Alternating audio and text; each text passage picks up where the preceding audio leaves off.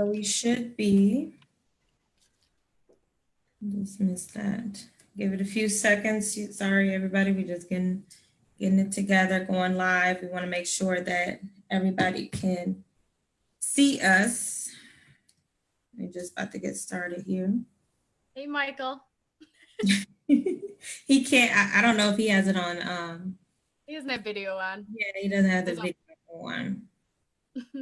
So Angie, you can now share it to your page. Okay. I will go do that. Yeah. Okay, and I want to make sure I'm recording. If everybody, when you come in, if you could just mute yourselves and mute your background picture, which is fine to have a picture up, but just make sure it's just a video. Okay, welcome. Live, but I'm not seeing how to. Okay. With you to create the watch party. Share. Dee Dee, if you could stop the video portion. Mute and stop the video portion. Now I wanted to see you yesterday. Okay, there we go. Look here, you want to see me today. I know. Okay. What's up, love? Hello, everyone. We're gonna get started soon. We are going live right now on Facebook. So we'll be getting started very shortly. We're just making sure that everybody can see the videos and everything that we're talking about.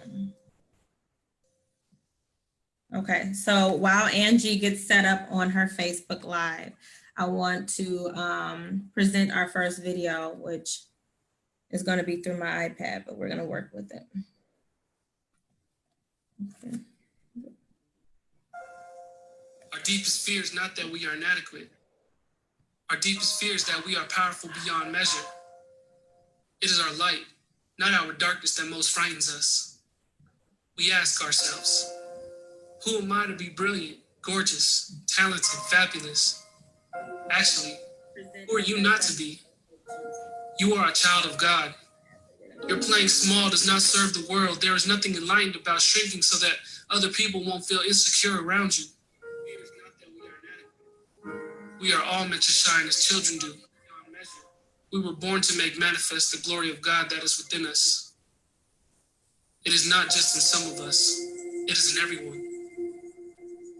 And as we let our own light shine, we unconsciously give other people permission to do the same. As we are liberated from our own fear, our presence automatically liberates others.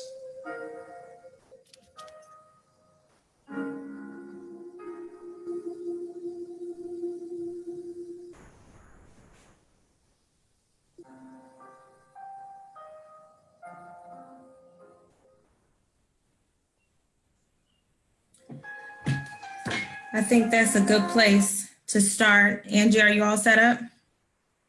I am. I'm just starting the watch party now. And I'm okay.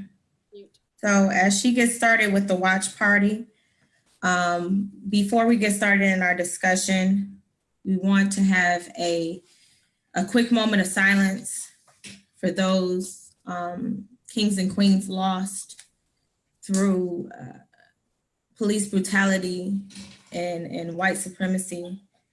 Just a moment of silence, everybody, for them.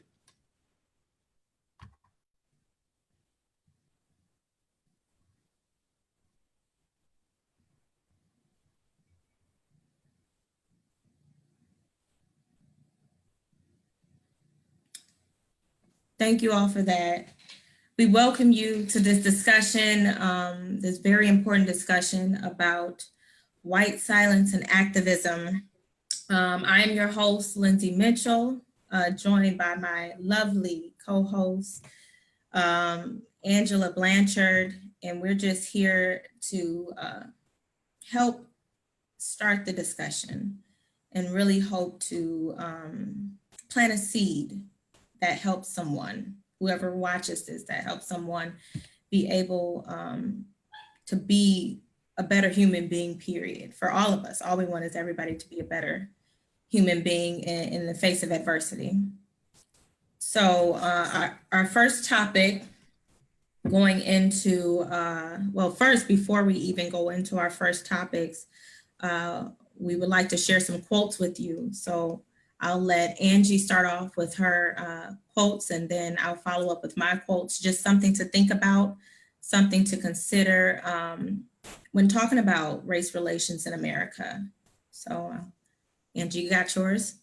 I do. All right. Hi, and thank you, Lindsay, for doing this with me. As we talked about, there's no one I would rather do this with, since we have to do it. Here's the quote. I'm for truth, no matter who tells it.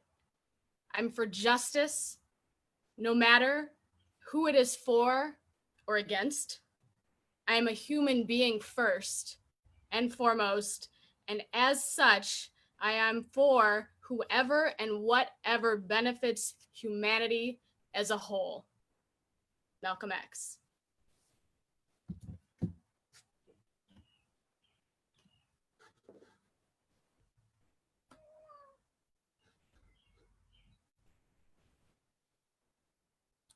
Hey, Lindsay, you're muted, I think. I just, sorry about that. My first quote is, it is from numberless diverse acts of courage and belief that human history is shaped. Each time a man stands up for an ideal or acts to improve the lot of others or strikes out against injustice, he sends forth a tiny ripple of hope, and crossing each other from a million different centers of energy and daring those ripples build a current that can be swept down by the might, that can sweep down the mightiest walls of oppression and resistance. And that's by Robert F. Kennedy.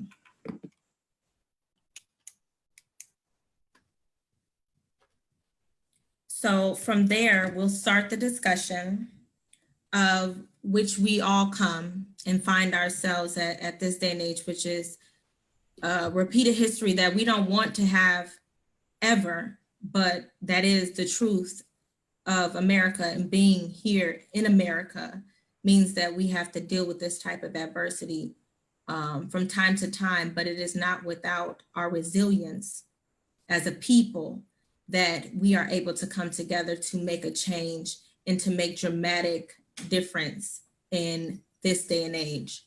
So with that, we'll begin our discussion.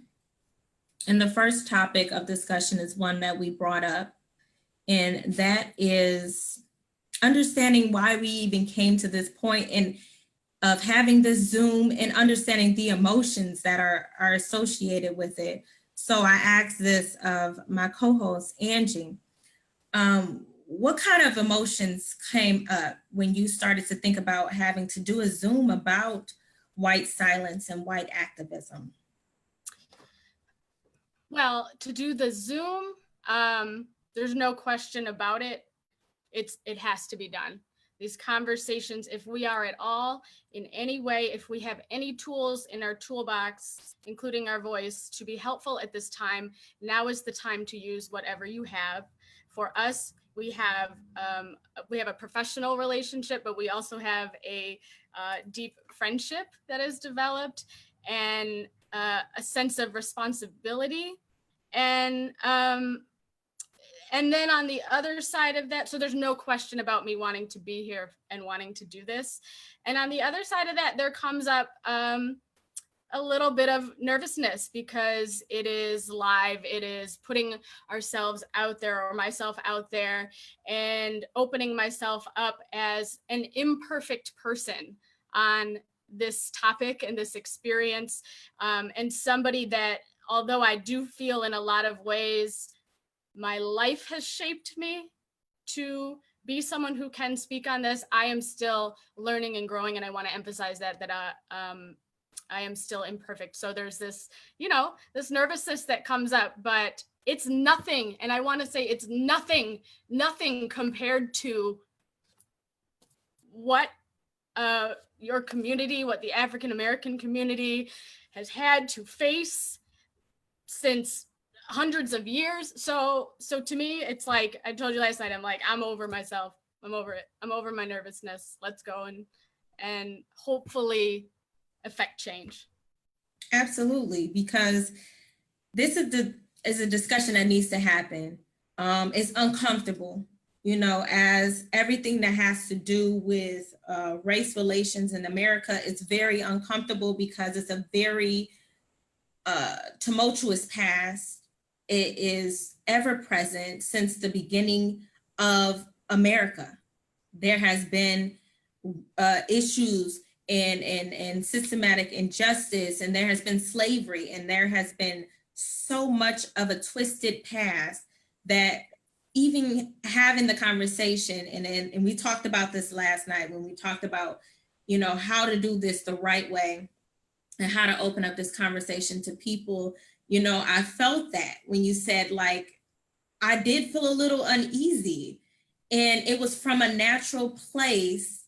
And then you immediately said, but that's bullshit. You know, like just that, even the fact that I'm feeling like this is a sense of what you call privilege. Mm-hmm. Mm-hmm. The fact that I'm uncomfortable about talking about race relations and being a white person in activism and everything else is a form of privilege because of the fact that, you know, not everybody can feel it's just natural to us as Black people. Mm-hmm. that feeling it's less thereof uncomfortable, but more thereof a way of life and having to deal with that. And there's no way that we can turn it off. So we've learned to live along with it, you know. So it's definitely something that, although we are cognizant of it, we've learned to move with it. But there's also that element of potential privilege for you to not understand or not even think about, you know, having to have these discussions, which is, you know, kudos to you for having the ability to notice that in yourself and call it out for what it is, you know, and not be ashamed to tell yourself. Because I know with a lot of people, it's difficult to understand your own biases, and it's difficult to have those hard conversations because that tells you a story about yourself that you may not love or like. Right. And right. There's something there, and there's only growth can come from that understanding if you allow so. Only growth can come from you being able to have real conversations. I'm sure we do in our quiet spaces. We all have those real conversations with ourselves, but to do it here in a public forum and really unpack those things that may have caused you to feel uncomfortable. And I know you very well, and you're very outspoken. You were out there with me on Friday on the front lines. You are very outspoken in your activism. You are not a passive ally. Thank you. But I know that there are some things that we both have within us that make us have to, you know, really self-evaluate. And when I came to this discussion, it was more so, how do I do this right? Mm-hmm. You know, and as a Black woman, I had to make sure that what I was doing and whatever I was presenting, to a certain extent, it had to be kind of palatable in a certain extent, because I remember, and when I sent you a copy of the flyer, it was very charged, and I didn't even notice it was charged. Mm-hmm. Because we talked about things like white privilege and unpacking all of that, and white aggression and all of those things. And I put it on the flyer at first. I was like, let's talk about white aggression. Let's talk about white activism. Let's talk about white privilege. And when I looked at it, and I had to reevaluate along with our partnership as a team communicating these issues, I had to reevaluate how I put this out to the people, because honestly, we're not doing this to push people away. You know, Right, we're not right. doing this to call people out. We're not coming from a place of judgment. We're coming from a place of understanding with the resolve to want to see change. You're right. And and when we had the discussion and I told you, to be clear, I'm not particularly fragile when it comes to those topics. And we can talk about white fragility too. That is a real thing. It's a real thing. But you and I feel safe enough with our friendship that and of myself and how I've educated myself and my sense of responsibility for being here. Because when you have privilege, it's for responsibility, like the Spider-Man. Oh, Angie, we went out a little bit. And we're coming back. But as she fixes that, I know that she's saying with great privilege comes My great internet cut out responsibility. again. There we go. We're back. Okay. I'm not sure where I left off, but I was saying though I can talk with you about those topics all day, sometimes our audience has not been introduced to them or isn't able to, or feels a sense of shame, which I really believe is a barrier to getting real with ourselves in all kinds of ways. But we want to meet people where they are because we both have the intention of meeting you where you are, although people are on different levels when it comes to this, and then moving you forward, from where you are to where the direction of progress. And history shows us that if you are not on the side of progress, you are going to inevitably be not on the right side, because this is not linear. However, progress, love wins. We know that, but we still have to keep moving in that direction, and we have that responsibility. Absolutely. And I think that first internal conversation that you have with yourself to really check yourself at the door, and in particular for you to, really check your privilege at the door, is the first step towards progress. And if you are here on this live, if you are listening in, you're taking a step, whether you like it or not. You're taking a step towards progress, and you're actually willing to listen, and hopefully that next step will be willing to learn and understand, and then determine what to implement.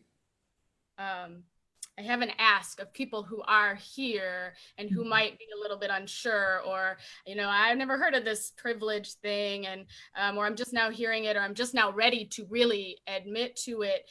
I tell you that some things we might talk about might make you feel a certain way. And I want you to, instead of reacting, instead of commenting, turning us off, I want you to sit with that. I really do. I want our audience to sit with your discomfort and examine it and say, what is it? Because I have to ask you, if it is shame, your shame is not useful. And I'll tell you why. Because shame says I am wrong for who I am at my core. And nobody, not one person, not one single person is mad at anyone for being born white. That in itself is privilege. And so we're not asking anybody to be ashamed of how you were born. But if something like guilt comes up, guilt is more about what I have done or not done. And if that comes up, I ask you not to shove it aside. I ask you to sit with it and examine it and say, why am I feeling guilty? What have I done or not done? Your emotions are your internal compass. And if you have anger masking that guilt, I ask you to dig deeper. And so that we can get you to a point through those emotions until you get to courage is where you want to be. Courage to examine the self, courage to speak, courage to stop being silent, courage to protest if that is your avenue, courage to help dismantle this racist system that we are born into and socialized into, and courage to stop it in any way you can, to donate. Whatever your avenue of activism becomes, I want you to move from get rid of the shame, start with the guilt, and let it break you down and feel the grief of your humanity that is in you, and let it move you forward. not send us back. Don't be defensive. Don't be defensive. Sit with it. And That's we're gonna go off of that as well, you know, because that's a great segue into what our first topic is understanding your privilege, which is huge because we have a host of privileged announcers, and we're not here to shame the privilege. We're here because you didn't ask for privilege. It's not something that you paid for. You know, it was something that you were born with. And to deny it is almost to deny yourself. And the thing that we want to do is to really help you unpack it. So you'll know when people are saying that's your privilege, that you won't be a privilege denier, because your privilege in this particular situation is something we need. You know, we don't have privilege. Black people in America, we don't have the same privilege as white people in America. And I won't even say it to this certain extent. I'll go back. I won't say we don't have privilege, because we as Black people do have privilege. We have something that only us can do, only we can have, and a connection that we have developed over time, but it's not used or weaponized like white privilege is. It's not privilege in a system that was designed to not give you privilege. I mean, most importantly, yes. Absolutely. Yes. So, I mean, there's different types of privilege, and we're going to be focusing on skin color. I can't even believe I have to say that, you know, but I do. And so there are different types of privilege. So class can be a privilege, skin color can be a privilege, or the perception of your skin color. Able-bodied is a privilege. Being male in this society is a privilege. And so depending on how many of those things you have going for you, there are more. Probably being straight or cisgendered is probably considered a privilege. So if you have, the more you have going for you, sometimes the more blind you can be to the things that you think are just your everyday experience, not realizing that that is not the everyday experience of other people or the life experience. So it's almost like some of these things, if you look at what privilege offers you, it's like, well, why wouldn't anybody want that or have that? I didn't even notice that. Well, you, in a lot of ways you wouldn't, but now, how can you not notice it? You're being told, it's being screamed at you. It's being screamed at you. And how can you not know? But we'll still talk about it anyway. We'll still break it down anyway. And I think the first point of having a real legitimate conversation about privilege is to actually define it. So what is your definition of privilege? Definition of privilege is, it's like starting life with a head start. And sometimes it's what it's not. It's how people don't judge you based on your skin color. I have a checklist here from Peggy McIntosh. And when I read through this, it's a checklist of privilege. And it's from the 80s. It's from 1989, and it's still relevant. And it's things like, I can arrange to be in the company of people of my race most of the time. Now myself, I actively do not choose that, but yes, I could. I make it a point not to choose that, but I could. I can go shopping alone most of the time, pretty well assured that I will not be followed or harassed. I can turn on the TV or open the front page of the paper and see people of my race widely represented. When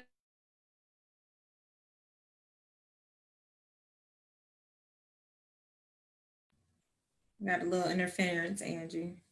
See if the internet is going back. But while that will happen, you know, we're in the internet age, so it'll come and go. But when we get Angie back, we'll continue that list of privilege. Are we back? Yes, we're back. We're back. Okay, go ahead. This internet, sorry. Yeah. I can be sure that my children will be given curricular materials that testify to the existence of their race. For me, that has always been true. It has gone without saying. I can be late to a meeting without having that lateness reflect on my race. Now these seem— Oh, that part. right. never even thought about it, but I was conditioned, to say like CP time. Mhm. And for the longest time, I never even thought about how late that reference is in the first place, that CP time refers to colored people time. Like that, even calling it colored people time is an old reference that we still use today. If a traffic cop pulls me over, I can be sure I haven't been singled out because of my race. Let me tell you something. I've been pulled over, of course.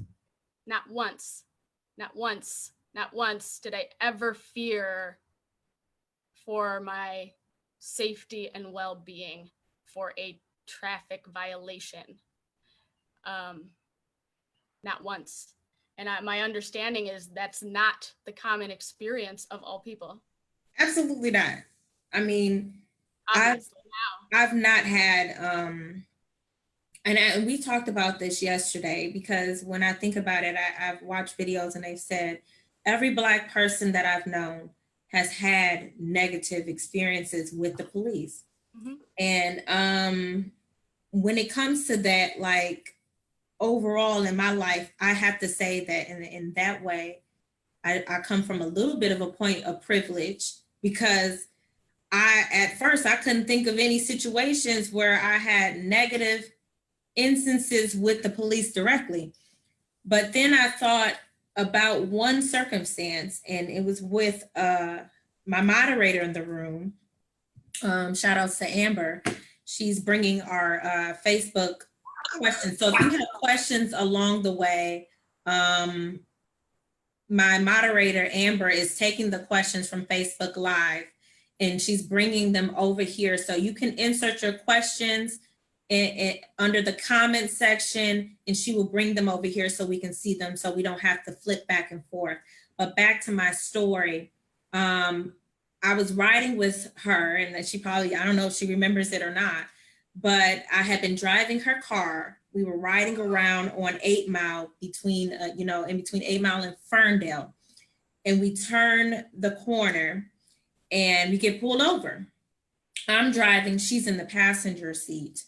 And the police officer comes up to the door and he asks us where we were going, and we were just saying, I was on the way to drop her off. Of course, I'm uncomfortable. That's another feeling that you were talking about, that uncomfortable feeling. I feel that every single time I had any encounter with the police, and I didn't even have a negative experience up until this point. So that should tell you something, that I was already trained as a child to be afraid. If you get pulled over, I was trained on what to do, how to move, how to act.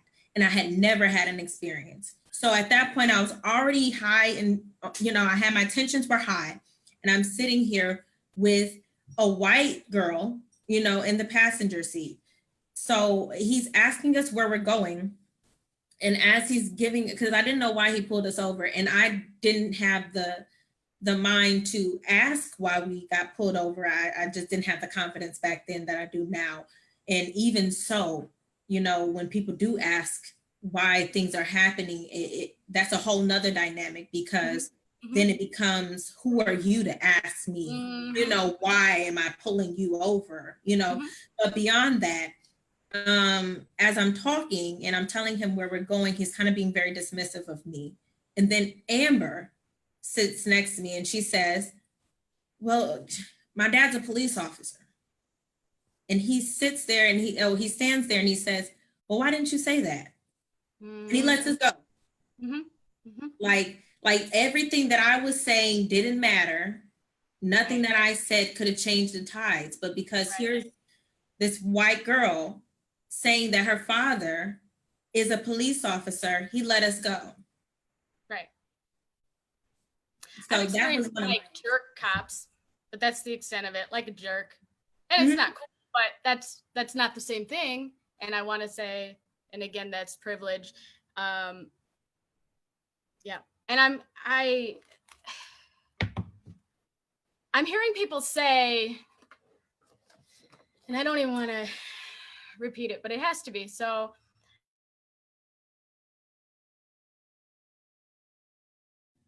Look, even the internet is censoring her. My God. Even the internet is censoring her. So I'm hoping that Angie will be able to come back and say what people are saying, but I'm sure it's something that we've all heard. Angie, you back? All right. Yep, we can hear you now. Yep. Can you not hear me when it freezes too? When it freezes, yeah, we can't hear you. Okay. So I just go on ahead and do my job on this side of, you know, moderating in between. So I'm hearing people say, but I work hard. I've worked hard for everything I have. Mm-hmm. And I really want, again, I have another ask for our audience, be able to hold multiple concepts at the same time in your consciousness. This is growth. Nobody said you didn't work hard. Nobody said that. You can work hard and still have been born with privilege. Mm-hmm. So this is not about you as a personal individual. When somebody says white privilege, this is a collective term, similar to the collective term of racism. Right. It's not about your personal experience, and I can't stress that enough. So you can work hard and racism exists. You can work hard and white privilege exists. One thing that you said yesterday when we had the conversation, because a subset of topics that we had was hardship versus privilege. And it wasn't just that you could work hard, but it was also that you could have a hard life. Right. And still have privilege. Right. And the scope of that discussion was, you know, some white people have grown up in the hood. Some white people have had poor circumstances. Some white people have experienced divorce in their family. The father is incarcerated. They have poverty. They have people who got shot by the police. They have all of these things. They have family members who have died. They have all of these things that would be considered to be less of a privilege, right? Mm-hmm. Things that you wouldn't consider be good things, you know, and live a pretty hard life. But what we were saying was, in the midst of all that, you didn't have to deal with being Black in America. You didn't also have to deal with the stigma that comes with being African American in America in a way that you had to deal with some of those things that we discussed before. It's not just you are poor, you are unemployed, you are all these things, but you also can walk down the street.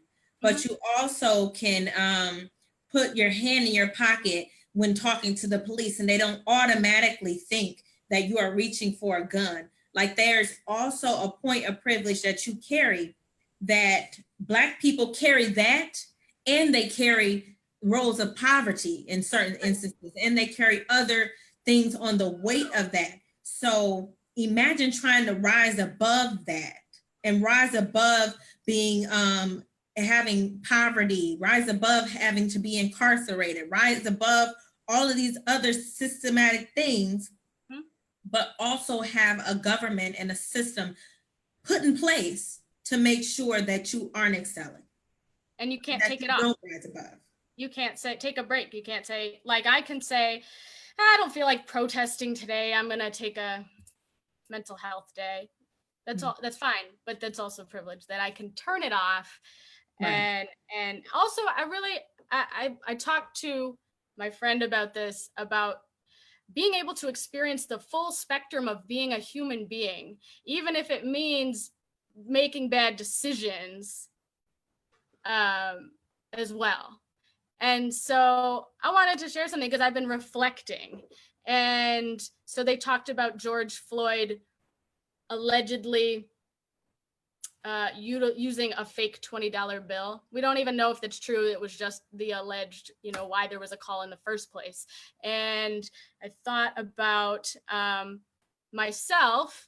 And when I was about 13, my friend and I used to go steal makeup, and we used to go steal cheap jewelry from Claire's. And we used to, for a couple months, that was our entertainment. And never once did I fear for my life for that, making that juvenile decision. It was more like I, kind of feared I might get caught and my parents would be mad. And so for the people that are looking to find things wrong with the victims of these crimes, I ask you to look at that as well, because I say, so what if somebody tried to use a $20 bill? There are, appropriate steps that can be taken to, I don't know, punish that, if you will. Right. But would you have me at 13? Would you have me dead for stealing a tube of lipstick from, the drugstore? Would you have me dead for stealing jewelry? And it's just another example of privilege. And then I thought about Shamir Rice, and I thought about Trayvon Martin, and they were children and they were actually doing nothing at all. And so nobody should have to be the perfect child, the perfect person, because who among us is, and who is the perfect victim? But I see people pointing out these flaws of these people as if that justifies The action. the brutal execution, the murder. Mhm. And it doesn't. And if you can't look at me and say, well, she should be dead for stealing, a necklace, then don't say it. Yeah. And I appreciate you for being able to recognize the side-by-side justification of both situations being the same, holding the same weight as far as a crime goes. And sometimes it's not a crime at all. No. I don't know how many times I had counterfeit bills on me and didn't know it. That's the whole point of having a counterfeit bill, is for it to blend in with all the other bills. Right. And we don't know what we get when we exchange our currency at the grocery store and all these other places. But being Black is a death sentence in America. And anything you do can be considered and used against you in the court of public opinion and in the actual court. So it definitely does hold more weight when you think of how Black people are aged. Yes. We look at how we are not allowed, especially, and it happens especially as young women, we're not allowed to be our age because they automatically age us up. We have been under the guise that Black people can handle more and are more resilient just because they're Black. And we've seen that in how women are treated in the hospital. We've seen that in different circumstances where a Black person says, I can't breathe. And you think that they could survive a little bit longer. And you think that that because they're Black, they're stronger, which is an interesting dynamic, because yes, we are very strong as a people, but to assume that our bodily functioning is different than that of any other person is a fallacy. But it's gotten so many people killed because they don't believe us when we say that we are hurting. They assume that it's a lie. And on top of that, the fake news of it all, of reporting about someone's past discretions when they come in contact with something that is naturally wrong. When they're making excuses for the actions of these police officers who are under oath to protect and serve, but to make an excuse to say that because this person did this previous, that has some way correlated to them dying here now because of a decision that they may have made all these years ago. They do it all the time. And they point, and what we stress to you, the viewership, is don't take that for face value. Anytime someone has to skew the image or make the story about something less than what it is currently, that should tell you something. Right. They're pulling the guise over your eyes. They're really trying to mask the situation. They're gaslighting you. Yes. And we talked about that yesterday, about gaslighting and how you present a narrative that is not true. I saw recently, I saw today, someone post that they came out and said that, that George Floyd was asymptomatic for coronavirus. They made a actual article about him being asymptomatic for coronavirus. I saw that too. Yeah, why are we bringing up? He's dead. He was What's that got to do with murdered. anything? Yeah. What does that have to do with the fact that he was dead or murdered? That says more to me that the person who murdered him cared less about his life and protecting his own health than he did his hatred for Black people. That's what that tells me. Because there's always, for all of us in this day and age, unfortunately, there is the threat of coronavirus. So for him to keep his knee, which is his body so close to him, that's not 6 feet, keep his knee on his neck for that period of time for over 8 minutes. And that tells me that he didn't care about his life. Right. He cared about his hatred. That's right.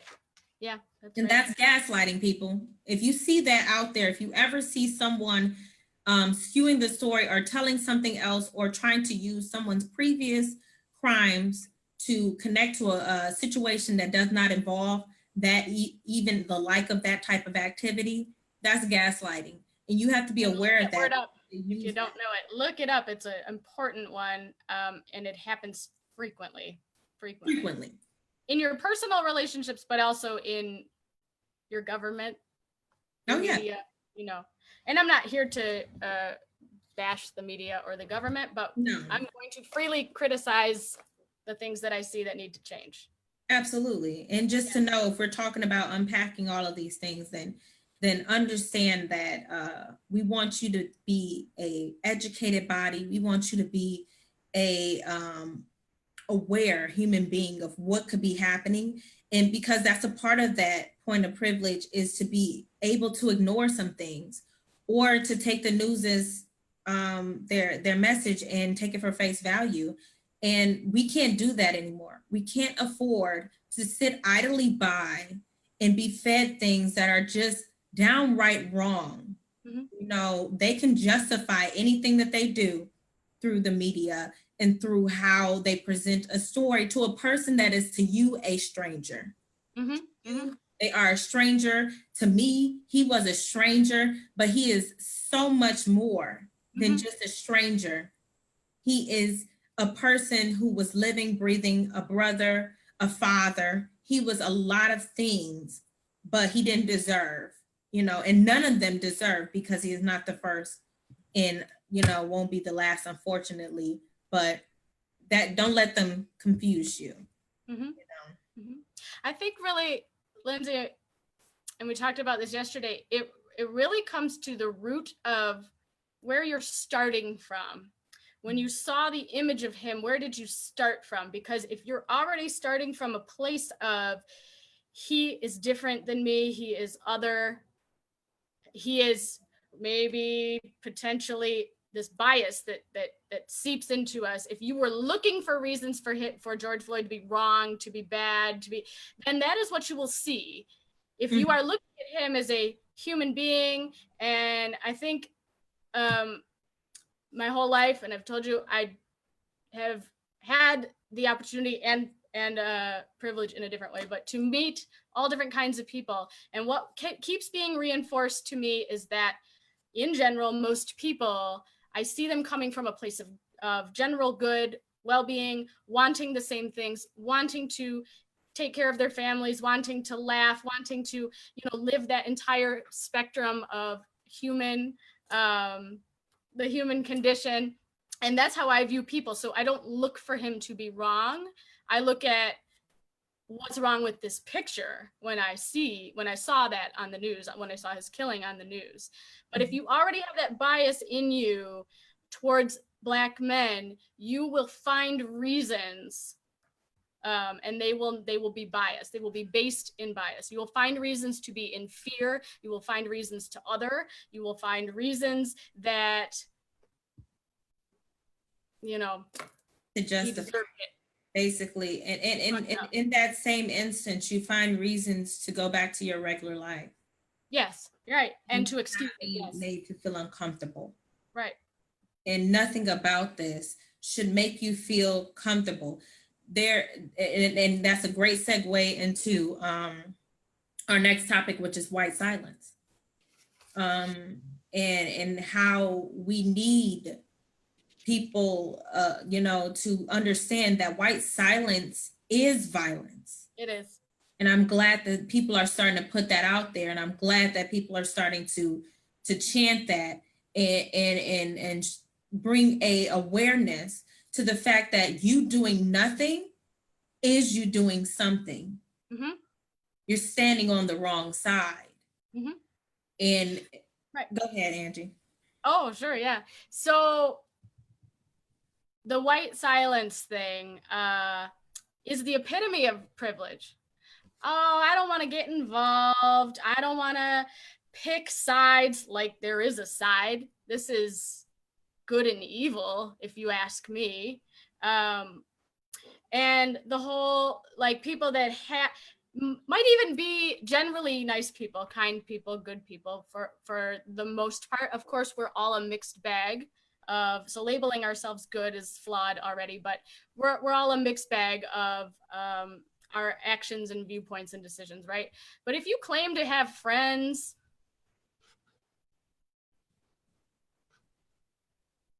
Let me pause again. if you There we go. We're back, I think. if you claim to have friends of varying demographics and background, what message is your silence sending them? Are you really being a friend? Are you really being a good person?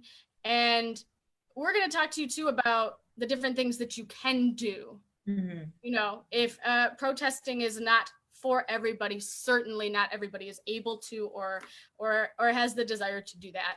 Right. And it doesn't come without some risk. It's a risk I'm willing to take. You and I were willing to take. Yeah, but there are so many things that you can do, and silence is not an option anymore, or you are siding with the oppressor, the way Absolutely. I see it. Yeah. And that's what kind of drove us to have this conversation, because we saw it so prevalently when I would start to post and people would start to reach out to me. I would look at things and they would say, even people who champion you in silence, I would have people really behind me like, yes, you do that. I'm so proud of you. I'm so happy for you. And we all are together in this. And then, to go and look and see that they have said nothing. That part is where you really went down the path of and basically formulated #no passive allies. No, right. Because being a passive ally means that you can be with somebody in the shadows. You can say you have Black friends. You can say that you care about people, but you're too afraid to take the risk that it takes to stand in public and say it. And the reason why it's dangerous is because it's too many of y'all that are quiet. If the overwhelming majority of white people who were allies were out in public and loud and proud about caring about Black Lives Matter and caring about the fact that this is a humanity injustice rather than just a Black injustice. If you cared about all those things, then it wouldn't allow you to be quiet. But it's just that privilege that you have to not say anything at all, or to say the bare minimum, which is, Black Lives Matter. And I know, and we're not going to dismiss it here, that can have an adverse reaction to your normal life. I saw it yesterday. Somebody had reposted that Seth Rogen had posted just Black Lives Matter, period. And he had to go through, well, he didn't have to, but he did. And I thank him for that. And I started following him because of that. But he went through every single comment. And when people would be ignorant and say, all lives matter. No, all lives matter. Or they would say something ignorant, he would say, F you, then leave. And on every single comment. So just diligence to go through every comment and say, no, you're wrong. And he didn't have to do that. Right. But that's what made me really look at him and say, that's an ally. Because he didn't just post it and leave it. He made it clear. He also called people out on their crap. Yep. Because one thing we have experienced, we all experience some form of racism. And me and Angie even talked about stories where, you know, people have said things. It happens in the office. It happens in our churches. It happens in our everyday life where you could just be walking around and then somebody say something and you know that it's racist.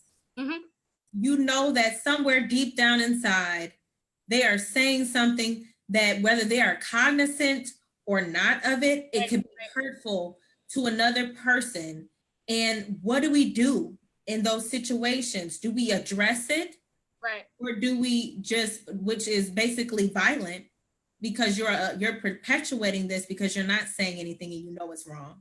Right. It's, you know, I would just not even to go to the extreme, but yes, it's an extreme of seeing somebody getting killed in the street and not call 911.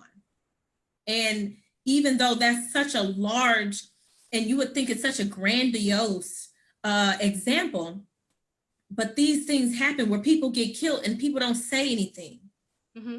Or people get hurt, people get abused, people have been hung from trees based off of people not saying anything.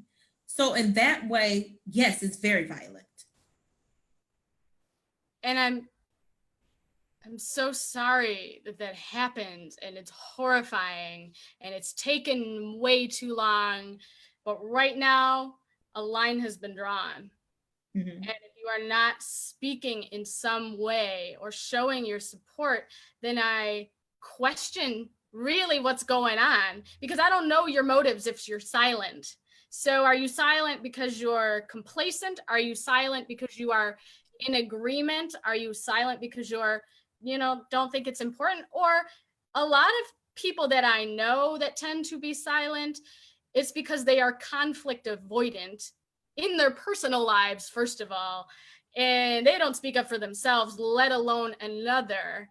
And here is why that is dangerous. When you don't speak up, you are allowing those other people to control your voice. You are literally allowing them to control your voice. And if you are concerned about things like not being liked, or that's so fucking mild, and I don't mean to swear, but that's so mild compared to what people have had to go through throughout history. And if you're concerned, like a lady on Facebook told me, your mother should have had an abortion because I said I denounce white supremacy. Like, I didn't know that that was so controversial, but you know, but I don't know her. I don't care, because putting out what's right is more important than what some lady who knows what her problem is, I don't know anything about her, says. But when it comes closer to home, are those people your acquaintances? Are they your friends? Are they really your friends? Are they really your friends if they come for you because you stood on the side of justice and equality? Sometimes it's your family. That gets hard. That gets hard. But there are ways to deal with that. And you can say, I disagree. Black Lives Matter. Absolutely. Yeah. And in no way are we saying any of this is comfortable. Nope. The fact that we're having this conversation or having to have this conversation is uncomfortable. It is a risk. It is a risk you take to stand up for people who in this community haven't been stood up for by white people. You know, we've always had allies, but the majority have always been either on the wrong side of history or completely silent. Right. You know, and there is something to be said for someone who won't stand up for someone else. And it's just like if it was your sister, your brother, your friend, Right. whoever, would you speak up for them? Right. And since it's not, and you don't, what does that mean? You know, what kind of allegiance are we pledging to one another as human beings, to look out for other human beings? Because as I talked about with Angie yesterday, you know, my light hand on my side could always be my dark hand on my side.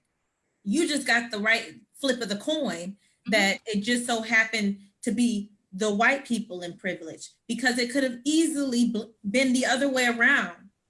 The color doesn't matter. The privilege is the Oedipus, you know, the color is just what we were given. And later on, when we move towards understanding and devising plans, you'll see a video that talks about how color was created in America. And that will kind of, I hope that when you hear those words, it'll put things in perspective, because we're not very different.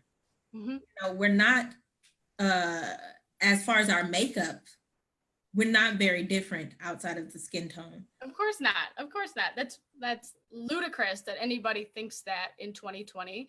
It's also happening. Yeah. It's also happening. Yes, definitely. It's over here. I see that Lorianne Hansberry, this is from the comments section. So you can please drop your comments if you have questions. Don't be afraid to speak up here. Please get actively engaged in our conversation. My moderator, Amber, has been going back and forth and bringing the comments over so that we can engage you all, because we don't want to just talk to you. We want to have a engaging discussion, even if it's something that you feel may be bridging on the side of racist. I want to have a conversation about it. I want to talk about it, to unpack it, because if you don't know what it is, then there, you know, you can get help. That's the one thing that is the issue, is people not getting help. If you don't know the answer to somebody, if you don't know something, then ask. Right. You know, so you don't consider, you know, you don't continue to be ignorant in this situation. But she posted that Lorianne Hansberry, 1964, with a dialogue with white liberals, needs to stop being liberals and start being American radicals. And in that way, it's very true. It's that the passiveness of it, you know, it's to be a radical means in itself to take action. Whether it be in one way or another, you are standing up for something and you're not settling for whatever is given. But being passive is a state of mind that is not permanent. You don't have to be passive. No. Just like in the same way, you don't have to be ignorant. Ignorance is the lack thereof of knowledge. And it's not connected to being stupid or anything like that. If you really look at the definition of ignorance, it is the lack of knowledge, meaning like you've never been told that before. You've never been taught. A baby is ignorant. When we are children, when we are babies, we are born ignorant, because yeah, you notice they are born loving. They are born loving. Loving and ignorant. There's no racism in a preschool with among 3-year-olds. You know, you won't see that. That's not until somebody teaches that, or a system teaches that.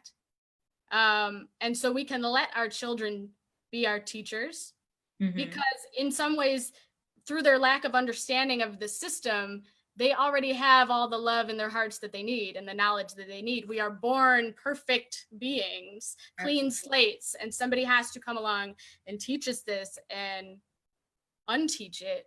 And I think about my education when it came to race, and in some ways it was on the more progressive end, and yet it was still insufficient.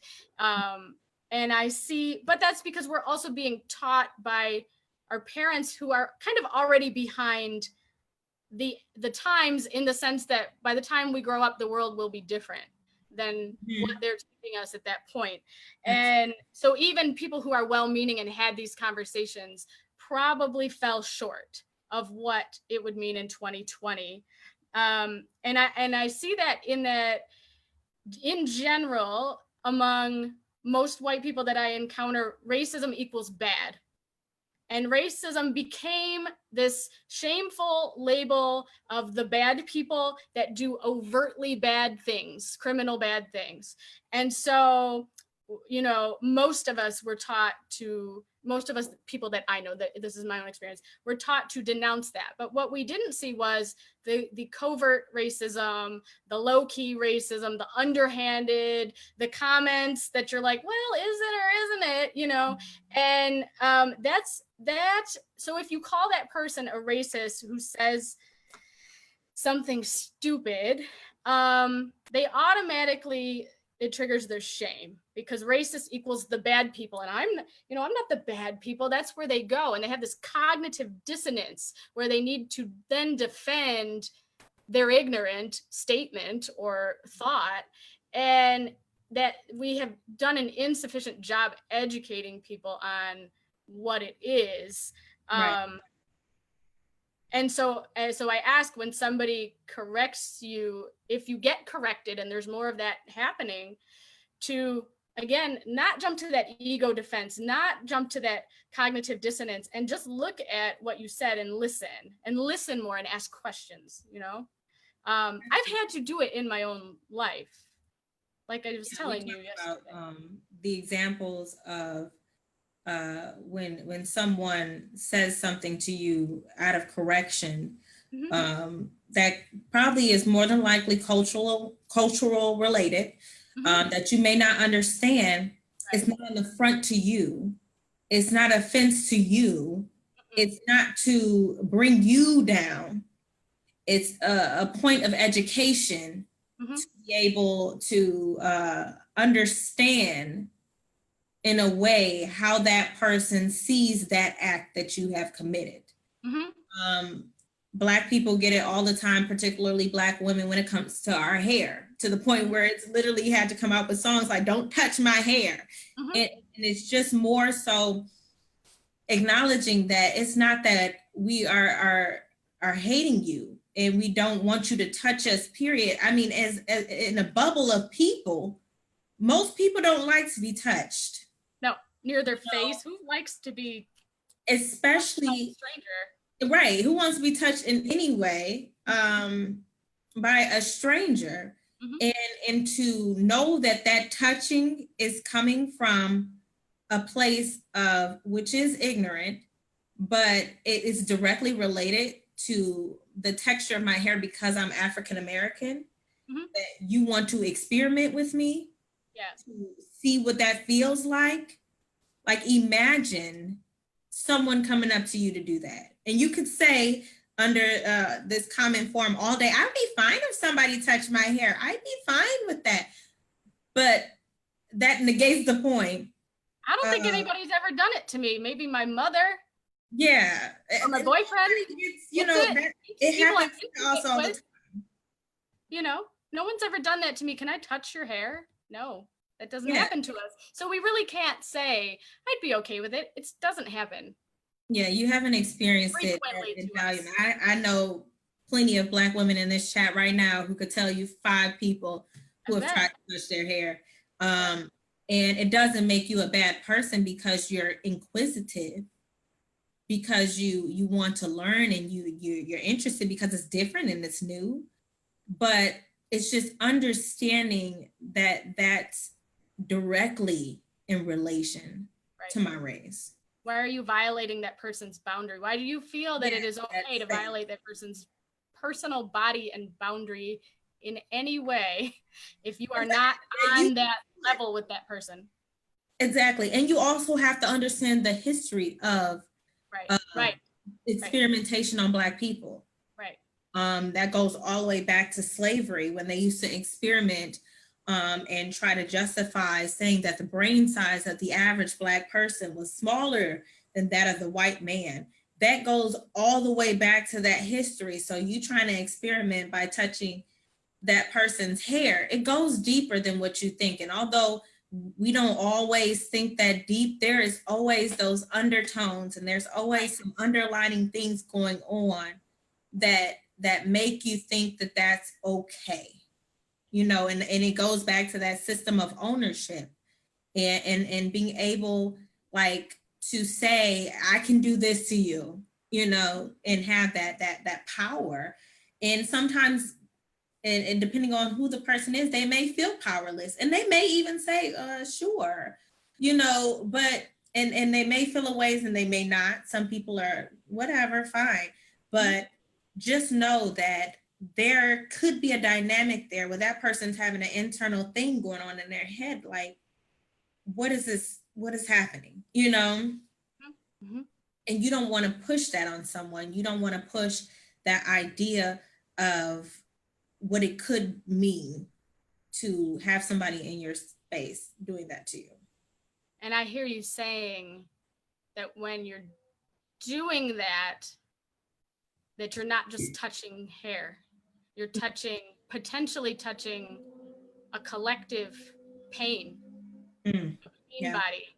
And then to double down and dismiss it and say, what's your problem? I was just touching your hair. Now you are invalidating that experience for that person, and you are doubly wrong, because we all make mistakes, right? But if you then double down on your defensiveness, yes, and invalidate that person, that creates a lot more negativity. Yeah. That's not it's there. a slippery slope to try to defend yourself when it comes to the history of racism in this country. It is a slippery slope because you're dismissing the way that person feels to justify your actions. Right. And what is that? You know, what is that when you do that? So I think it's just taking that point of what Angie has been doing this entire conversation. Take yourself out of it. You know, take yourself back and see what that person is saying to you and take that for what it is. Instead of making it about you and instead of trying to excuse your actions, use that as a point of growth. I think there's so many times where people immediately get offended when they're called out and cause a ruckus, trying to defend the fact that you should be doing what you're doing. We saw it on the video of that man who was bird watching in the park, and Karen got so upset because she doesn't want to put a leash on her dog. And we will get to the Karens. We'll get to the Karen statement. But so upset that you almost strangle your dog in your point of privilege to make a note that nobody can tell you when you're wrong.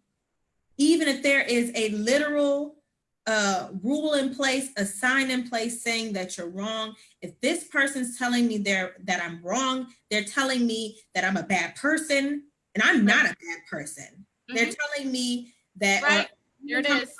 A Black person. You're telling me what to do. There it is, the privilege, the racism.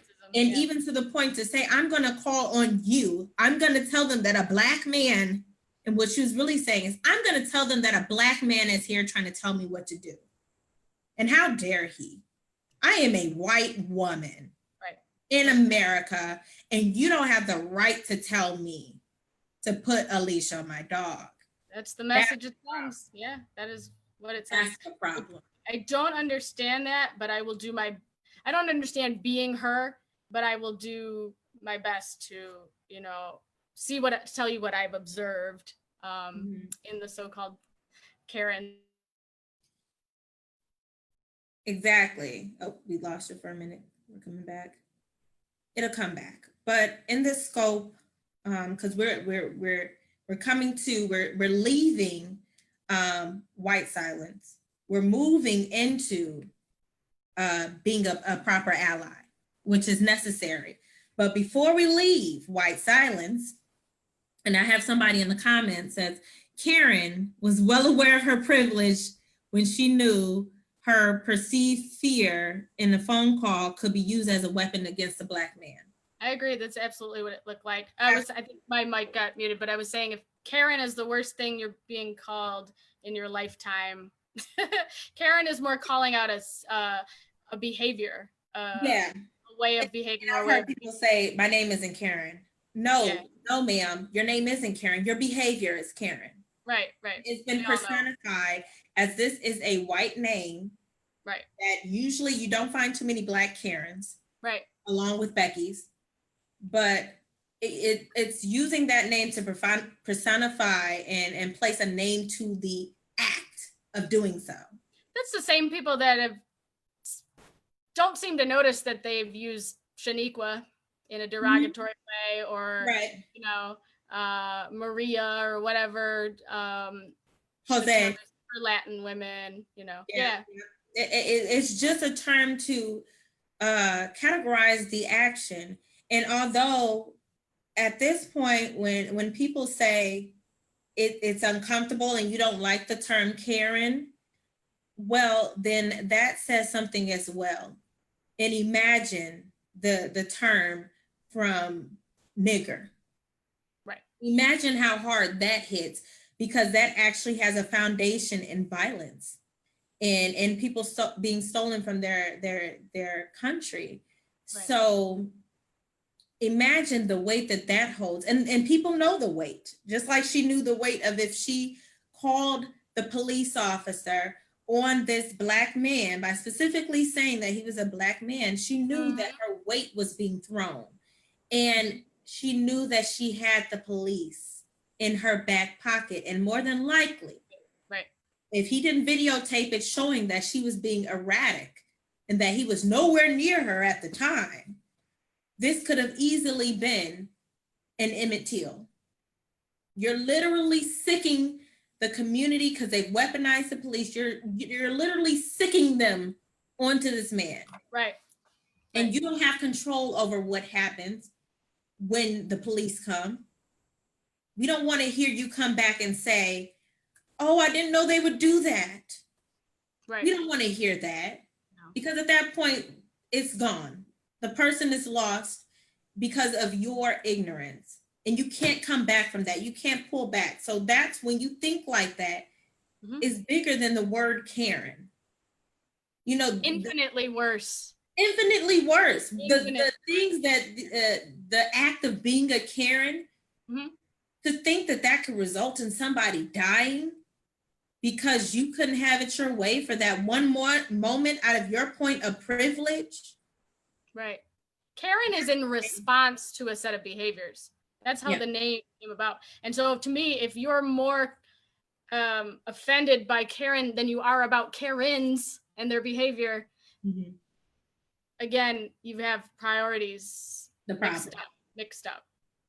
Hey, here's the problem, you know, and that's why we have to have these discussions, is because people try to make it, you know, make some things bigger than the other things, you know, like they'll try to make kneeling during the national anthem about the anthem.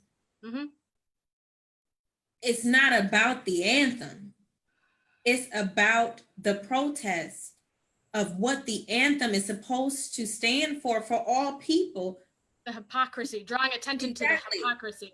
If I can't have what that anthem is supposed to represent in America, then why should I stand for it? Why should I put my hand over my heart, knowing damn well I don't get those same rights and privileges that is offered in this sign of freedom and glory? And when I hear that song, it's been associated with the tyranny of my people. Right. Why do I have to stand? Why do I have, and people associate it like that's against the military and all the people who have fought and died for this country. Well, Black people, and I've heard this today with Charlemagne, with Donkey of the Day, when he gave the Donkey of the Day to Drew Brees about him making a statement about how he feels he'll never be okay with people not standing during the anthem. And he said that was a point of his privilege to be able to not, stand for that. That's a point of privilege. But beyond that, he said that his grandfather and father and people have fought in those wars. And he just tears up every single time he hears the anthem and what it stands for. Well, that's all well and good. But the thing about it is, as Charlemagne noted, Black people fought in those wars too. Boom. And Right there. Black people were there on the front lines, fighting side by side, at even a point when they segregated the army to the point where you couldn't be around other barracks of people that you were dying with. Mhm. Because you were Black. You were still not equal, even though you had put your life on the line to be there. So Black people died in those wars as well. And Black people fought as well, Tuskegee Airmen and all. We've been there on the front lines. They literally made advertisements to get Black people to join the war because we thought that that would help make us equal if they saw us fighting side by side with them. Maybe they'll think we're human then, that we're patriots too. We love America too. But what got lost in there was when we came back home and we were still niggas. And when we came back home and we were still at a disadvantage because we were still in that Jim Crow state of mind in life. We didn't come back to the same rights and privileges that song discussed. We didn't come back to those same liberties that is supposed to be the right of all mankind in America, the rights and privileges. We didn't get that. We don't reap those benefits. So if I'm kneeling because I'm an acknowledgement that there's a direct conflict between that song, the image of America, and how Black people are treated, then how can you say I'm wrong? So Drew Brees did the thing where he made it about himself rather than about the good of humanity and the message that Colin Kaepernick and those who followed him were. And I believe did he not consult with a Green Beret prior to finding the most respectful way he could to protest that was still visible, meaningful, but without, disrespecting. And to me, when you're putting a symbol above a current situation of humanity, your priorities are incorrect. And what kind of symbol is it if it is not representative of all who are under that flag? Absolutely. That's my question. So Drew apologized. He, as a person with privilege, male privilege, straight privilege, cisgendered privilege, economic privilege. Am I forgetting anything? I mean, he's all of them. I would call on him to put his money where his mouth is and not just say, I'm sorry, I stand corrected. I need to listen more. You need to do more than listen, Drew, because you can. Because you can. So depending on what your level is of being able to change this and affect change, and him being a celebrity, even in a prominent figure and somebody with influence, I say you have a greater responsibility. Absolutely. And that's an excellent segue to our discussion on how to be an ally. How now we've moved past talking about your privilege. We've moved past talking about the understanding of the history of why these things have come to pass. We've moved past just calling out white silence for what it is and why it's violence. And now we're moving towards how do you become an effective ally in this war that is a war against humanity. It is not a war against Black people. It is not America versus Black people. It is America versus humanity, the structure that is America, which is built at the top for white men. And I say that solely. Nobody else wins from that structure. Nobody else. I don't care if you are Beyonce making millions of billions of dollars.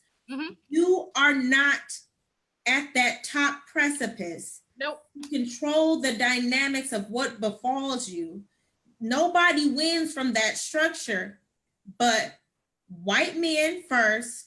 Above that is rich white men. Right. And Rich, to white, straight. understand that, right? Understand that the bounds of racism wasn't created for race. No. Racism was control. never about separating people based off of their skin tone. It was never about separating people just because you really thought that the people who had this skin tone was less than. It was never about that. It was always economic. It always made sense for the people in the 1% to create factions of people, to be able to control them, to be able to say, no matter what, it's kind of like that Wizard of Oz, and we talked about it, the Wizard of Oz, don't look behind the curtain, don't look behind the curtain. And the 1% in this world control most of the income that the whole world has, 1%. All the rest of us are in the 99% of that, all the rest of us. When you think in that way, we are the majority. We are the majority, women, people, Black people, Asian people, Latino people, people in the LGBTQIA community. We're all in the minority. I mean, we're all in the majority in terms of us versus the 1%. How do you control people then? If they are the majority, how do they not rise up and say, no, we will not stand for you controlling over 80% of the income across the whole world? How do you keep them from turning on you? You create racism. Divide. Yeah. Divide them. You divide them, and you put the curtain up and you say, no, if you're white, you're better than them. And you can control this, and this is your privilege, and you're better than them. So even if you're poor and you don't have nothing to go off of, just remember you're always better than those Black people who are middle class. Right. And just remember that even the richest Black person is up under you because you are white and you are great and you are privileged, and don't you ever forget it, and keep making them feel that. Instead of saying you align yourselves with the people who are like you, which outside of skin tone, I'm more connected to the poor person in the trailer park who is white than I am to Barack Obama, or that I am to Jay-Z, or that I am to all these prominent figures who look like me. I'm more systematically, economically connected to that person because they would understand where I'm from a lot easier than someone coming from an economic status that is higher than where I am. But if I were to know that, then I would align myself with them and we would become equals. Right. And that goes and if we were to acknowledge that, we would have nothing to feel superior about. Right. And I'll tell you what, I'm middle class and I was raised middle class, but I am one generation from, my mother was born in West Virginia, and my grandmother told me they had no running water, they lived in a shack, and they begged for food at the time when my mother was born. And so I have always felt, and it's true, even if you're middle class, you are closer to the bottom because you are one illness, job loss, disaster, wrong decision with your money away from being in poverty again. And there are things we can do, of course, education and things to shield ourselves from that. But, you know, people that lost their jobs during Corona or the recession, or that's what that is supposed to be telling you, that, wait a minute, you don't have the security you think you do, and thinking you're better than somebody else doesn't give you any more economic security. In fact, the more it keeps us divided, the more we stay at the bottom squabbling over the crumbs. To me, like rats, we're fighting for the crumbs being tossed to us. That's how I feel about it. The negativity that comes in association to what people would consider to be a pyramid scheme. Right, exactly. Yeah. is that the people at the top get all the money and that the people at the bottom work the hardest and get the trickles of whatever the top is willing to give. That's exactly what this is. The pyramid of the 1% being at the top and then all the rest of us at the bottom, just picking up the scraps of whatever we can get from that. And especially when it comes to minority people getting the scraps of the scraps. Mhm. But we've been trained and taught and conditioned to, instead of asking or demanding for more, we say thank you. Mhm. Thank Yep. you so much. You know, it's been happening since slavery. Thank you, Mr. Massel. Thank you so much for feeding me and all that. And that mentality is real, and that mentality is current. We've been taught to say thank you. And Angie's even, we talked about this, about having a very nice demeanor. You know, even in the midst of adversity, we're still taught to, I've been taught, and even in my radicalism, because I'm very outspoken, you know, my parents fear that in me because I'm so outspoken that may cause something to happen to me because I'm so outspoken, because we've been taught to just don't rattle the cage. Mhm. No, don't make them upset. Don't make them see you. Don't, you know, and we know what could happen from that. We know why in the same instance, in a white crowd, they can go up to the police officers with AR-15s, and they can go up to the police officers with rifles protesting their ability to get a haircut, and why Black Lives Matter and protests have to be hands up, don't shoot. Mhm. Mhm. You know, we know why. Mhm. It's a legitimate fear, you know, to be so upset and so outwardly upset, because automatically my face is automatically associated with aggression. I'm automatically assumed to be guilty. I'm automatically assumed to have some ulterior motive, or I'm automatically assumed to be a criminal. And it has no fact in it, but automatically we have that disposition and we carry that with us. So we know, in the same way that we are Americans and we have the right to bear arms, we don't always have that same right. No, right. And how it would look if I carried a gun to these protests. I have the right to carry a gun to these protests if I wanted to. I have the right, if the right was the right for everybody. Mhm. But it's not justice for all. And that's why we're having this conversation. Because in the same way you can walk up to a government building with a rifle, I can't walk down the street with Skittles in my pocket, or go for a walk around my neighborhood, Or be a Or be little in boy my playing with a toy gun. with a toy gun, or be in my house with my boyfriend, Yeah. Breonna Taylor. I can't do that freely because I'm a threat. Who I am is a threat to your direct nature. Mhm. That's the problem. And I'll tell you, Lindsay, we talked a little bit about this, that even that's the narrative that we are socialized in, regardless of my parents didn't teach racism at all. In fact, they were, like I said, they were more on the progressive side of things. But I have been reflecting a lot and thinking about when I was a child, and my great grandmother lived off of I-75 by Old Tiger Stadium. And it would have been about 1990, 89, you know, going there.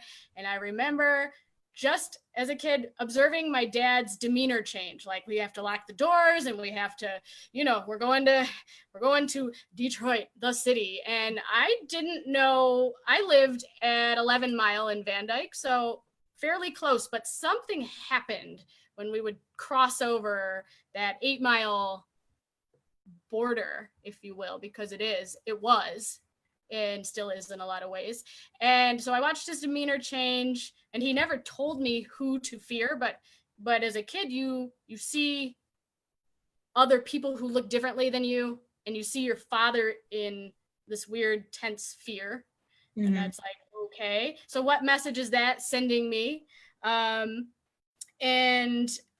then there are on the news every night, because we have systemic racism in our criminal justice system, layers and layers and layers and layers of it. So maybe you see another Black man arrested, and so you know, come see that as growing up, all these images that are in our face, and nobody has to tell you to fear the Black man, because that is the narrative that is pushed on us. Combine that with, despite growing up, I grew up in Centerline, which the school district all but borders the city. We had different ethnicities, but we had very few Black kids at our school.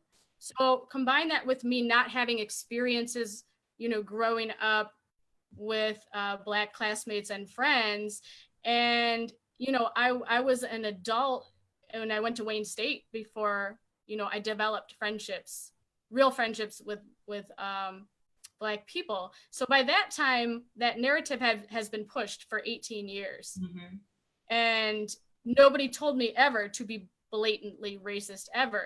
And I would have told you at that time, I'm not, I don't have any bias. But it began at Wayne State reflecting on those biases. And if I can share a story, I can share two stories. It went into journalism initially, and I had this wonderful class. It was called Race, Sex, and Culture. And the teacher was a biracial woman who was also gay and who also had a son who was Black. So she was somebody that was really able to lead that class, but she created a safe space where we could have maybe my first real discussion about race with different kinds of people.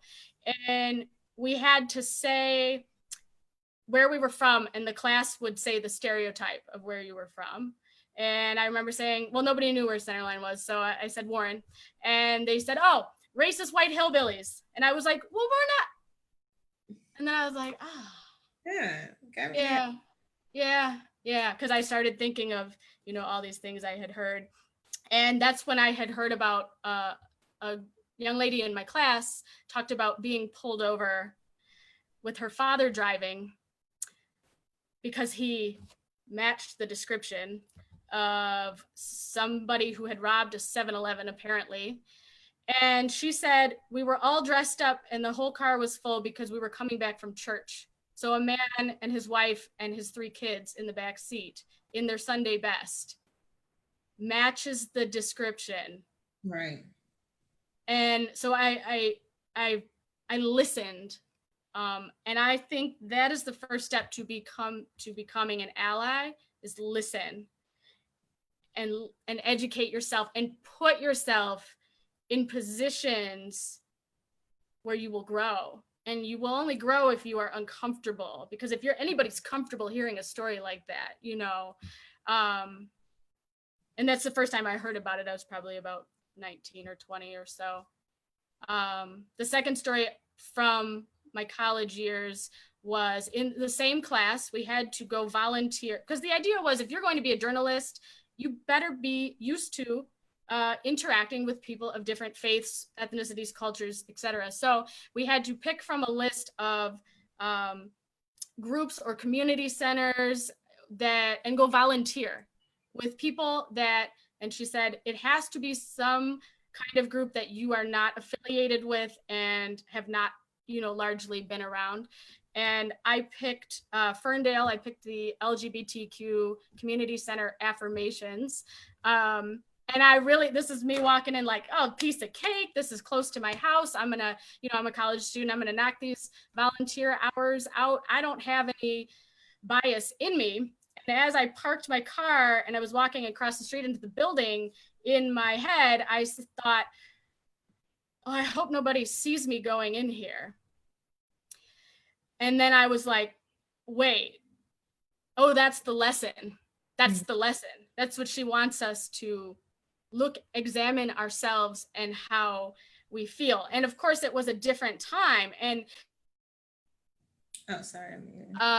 Instead of running away from this discomfort, because I had that cognitive dissonance where you go, wait, no, I have a gay friend and I love gay people, and wait, you know, and then I was like, but why do I not want anybody to see me going in here?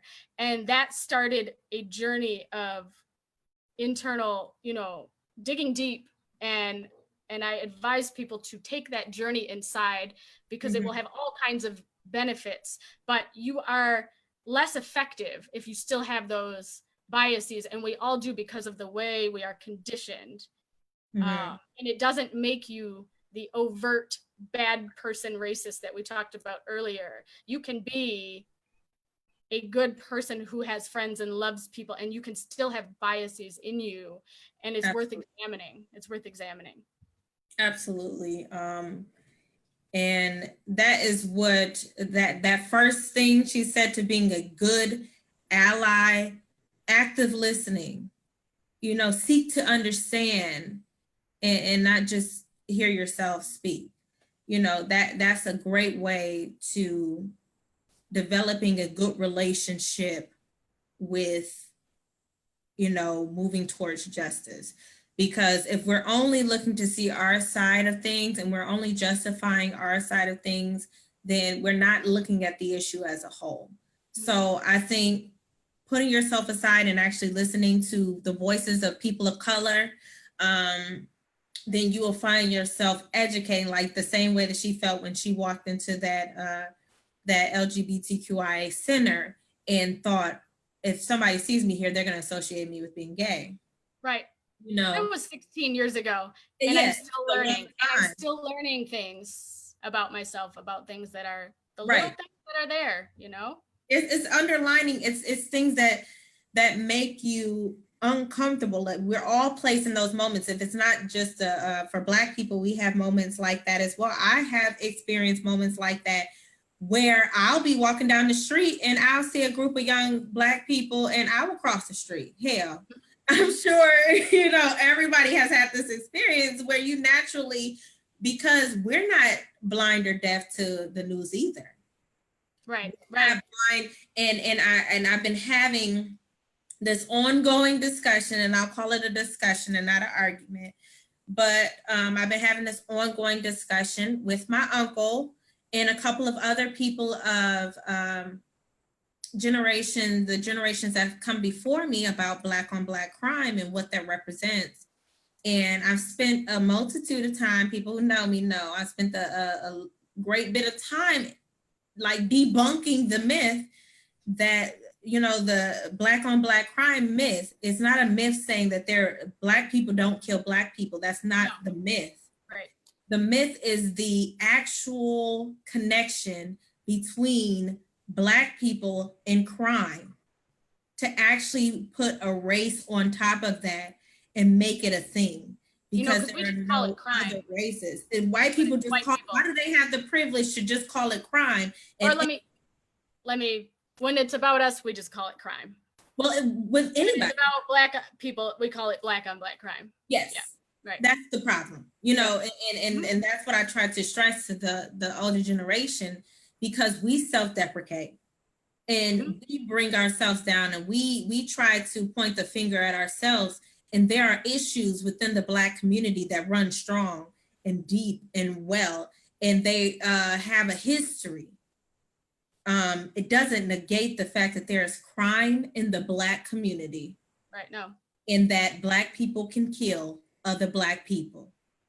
The issue is when you put the title to it that makes it like an ingrained thing, like it's just a part of who they are.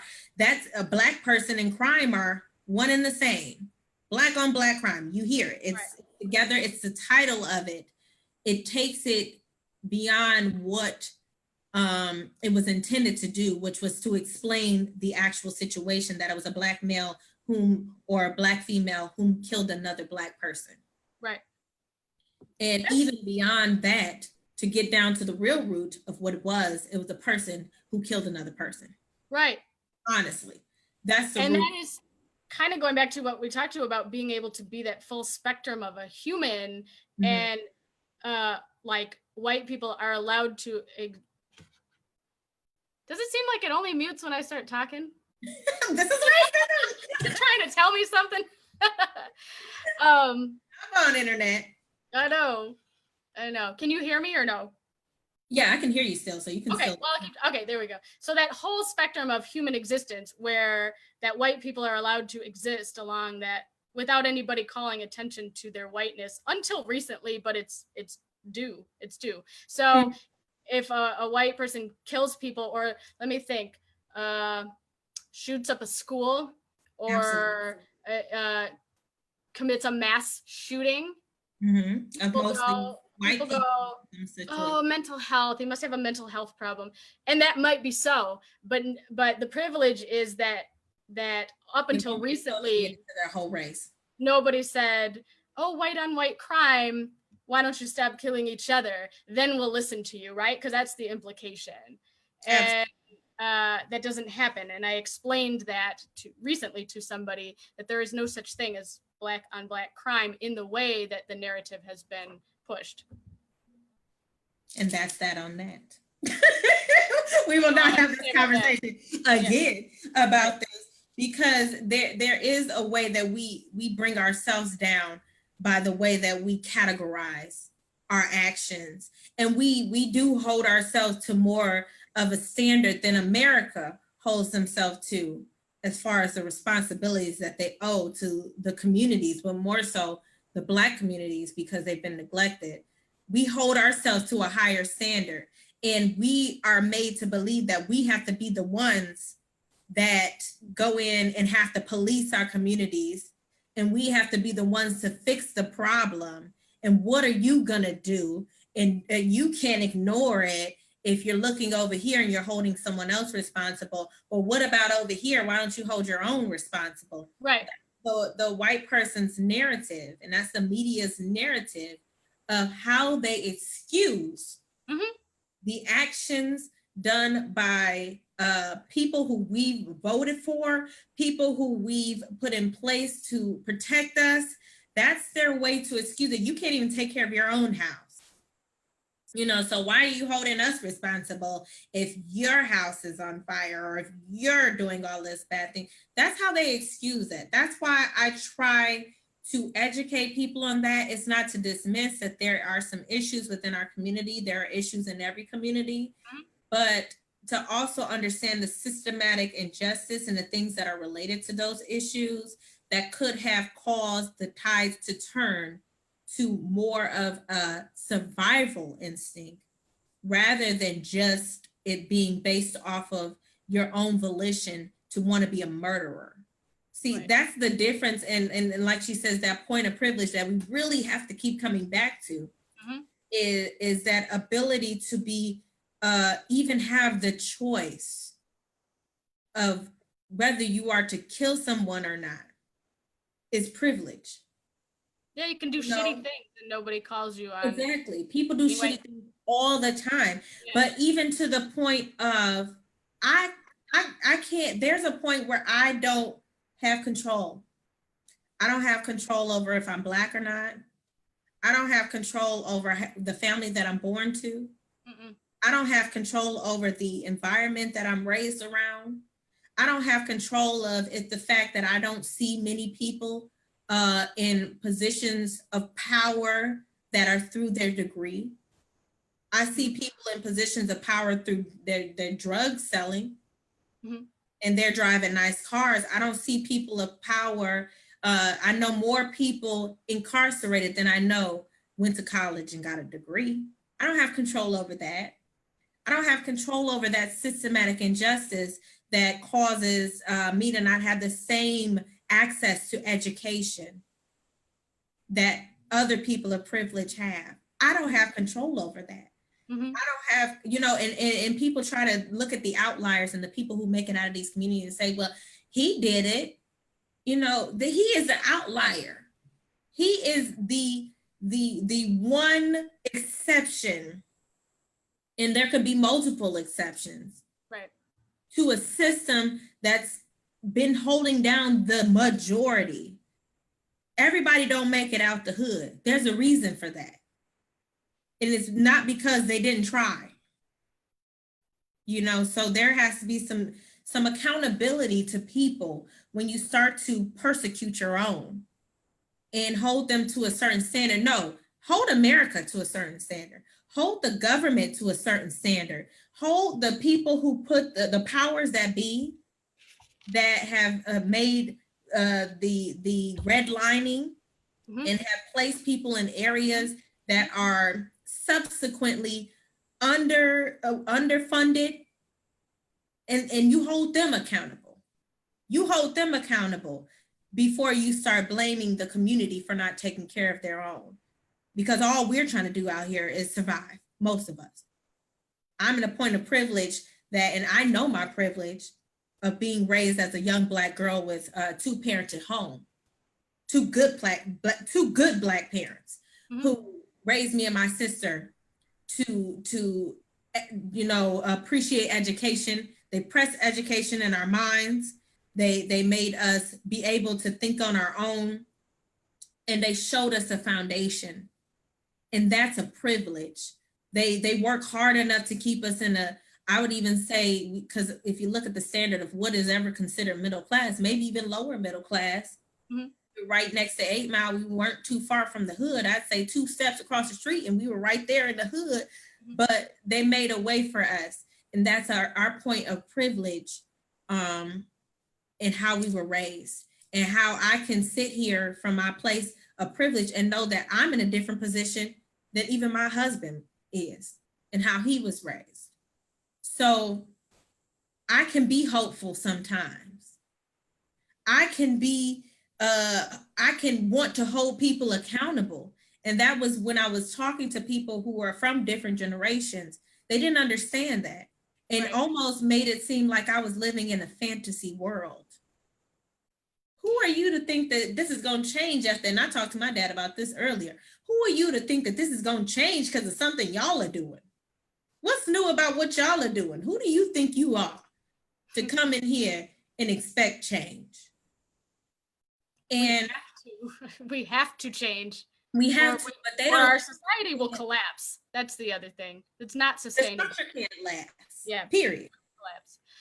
Lindsay, it sounds like there's a tremendous amount of pressure on people. This is what I'm hearing: a tremendous amount of pressure to be perfect, lest your flaws be the justification for and not just your personal, but the flaws of everybody who remotely looks like you.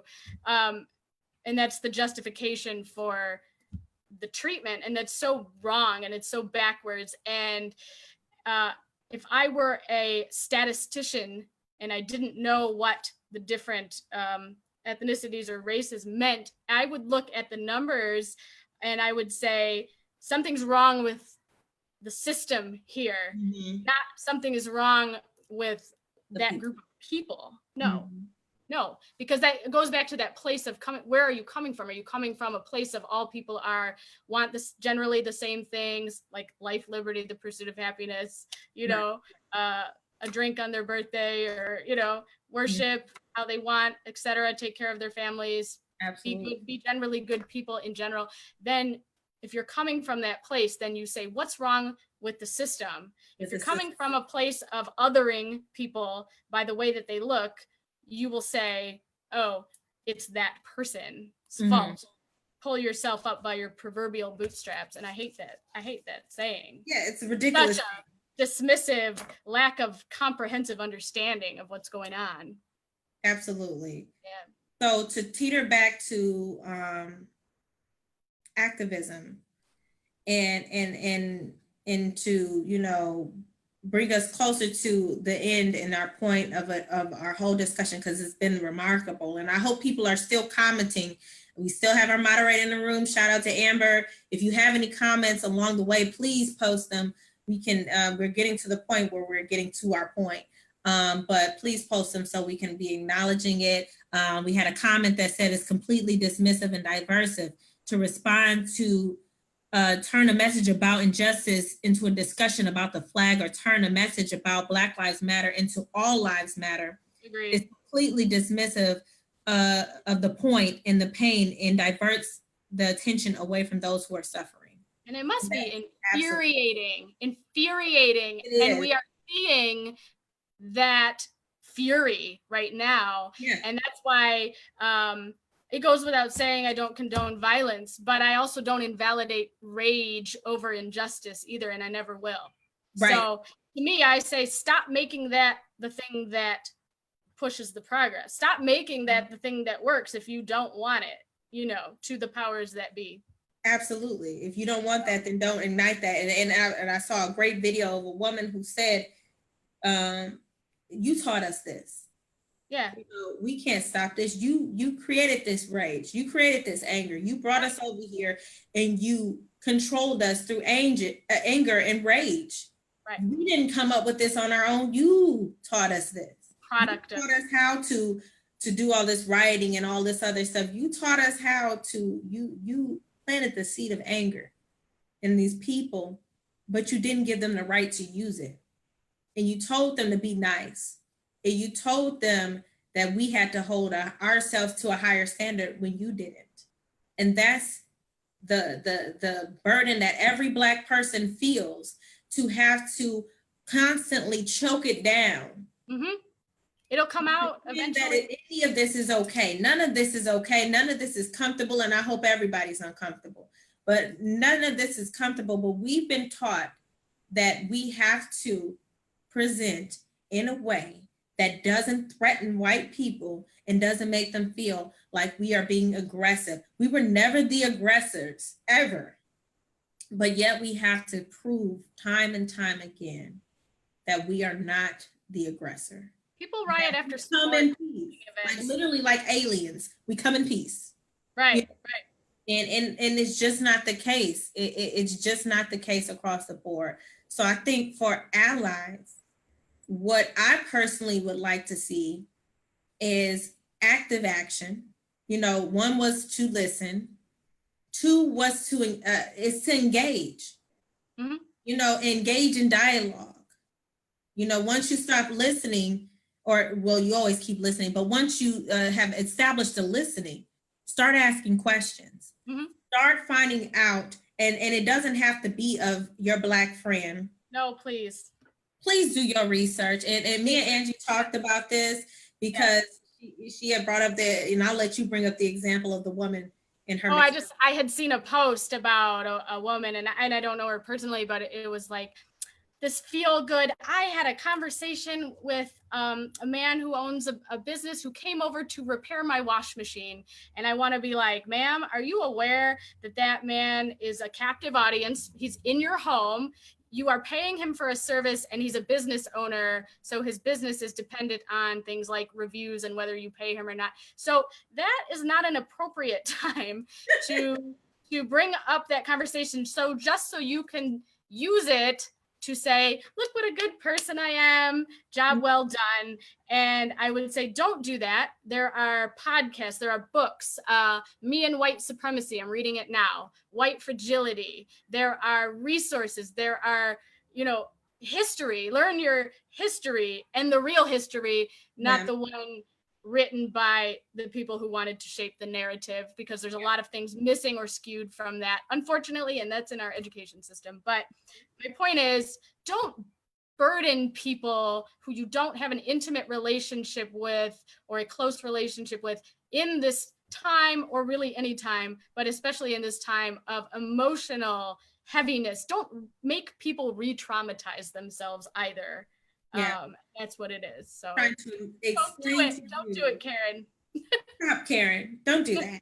It's not, and like she said, it's so much that you could do on your own. It doesn't even have to include me as your one Black friend. Right. I don't have to teach you what it is to be a Black person. All you have to do is just go ahead and do your research, and you will see the things that we're experiencing. And we can have a dialogue about it. It's not to say that you shouldn't go and talk to people and really have, because me and Angie have these conversations all the time. We do. And it's a dialogue. It's a collective conversation. And we're actually talking about it in a way of, how do we change this? Mm-hmm. We're not using it as a way to pacify ourselves.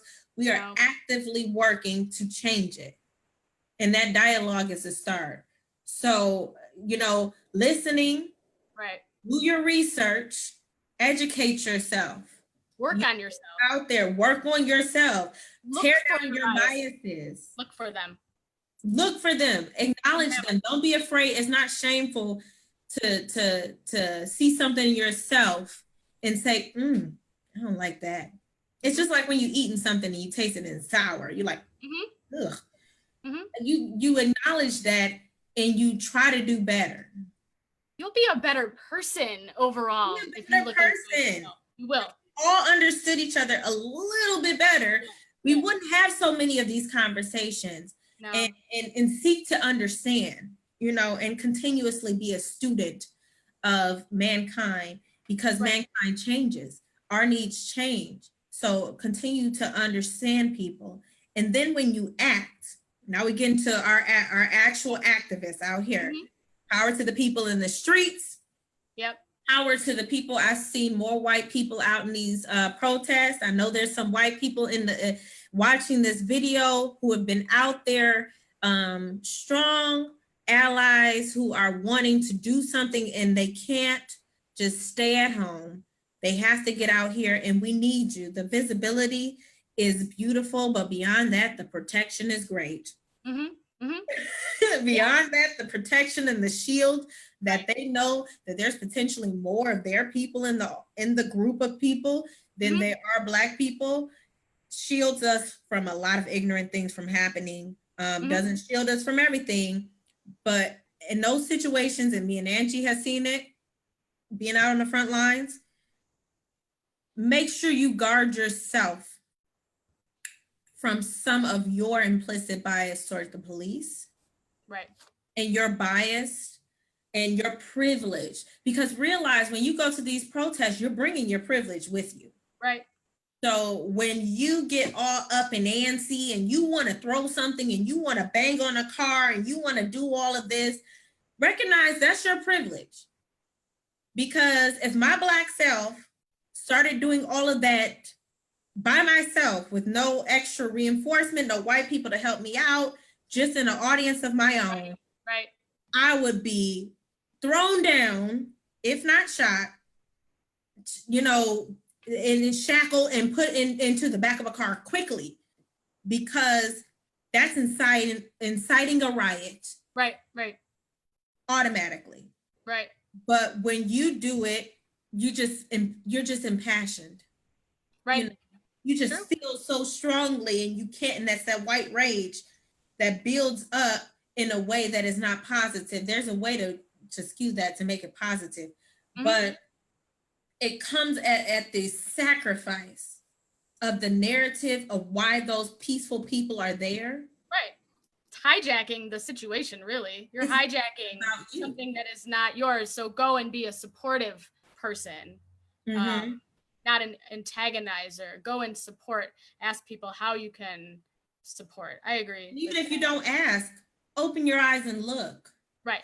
If you see that the majority of the Black people who are there are peaceful, and you see that the majority of them are just yelling Black Lives Matter, and that they're walking in unison, and that they're not throwing things, because our brains don't initially go to violence because we are so afraid. Yeah. One, we're already in a heightened situation, and we know that the police are there. Right. So our initial response is not to get aggressive. No, that's not what I saw when I was out there either. Exactly. Yeah. No. We already have it in our mind to calm down. Don't escalate this, because if anybody gonna die in this situation, it's gonna be me. We're already thinking that. So you won't see Black people initiating it. I do. Now, you've seen Black people be a part of it, and that's ignorant, because they think that under the guise of all these white people doing it, that if I join in and do it, that they won't catch my Black ass. But they usually do. You're usually the one person who ends up going to jail in the midst of the 8 other white people who start to flip over that damn van. You know who's going down first? Right. You. So, and again, I'm not going to condone the violence that we've seen, but Not I, at like all. I said, I am not going to invalidate rage from injustice. I will not. And so, No, it's very valid.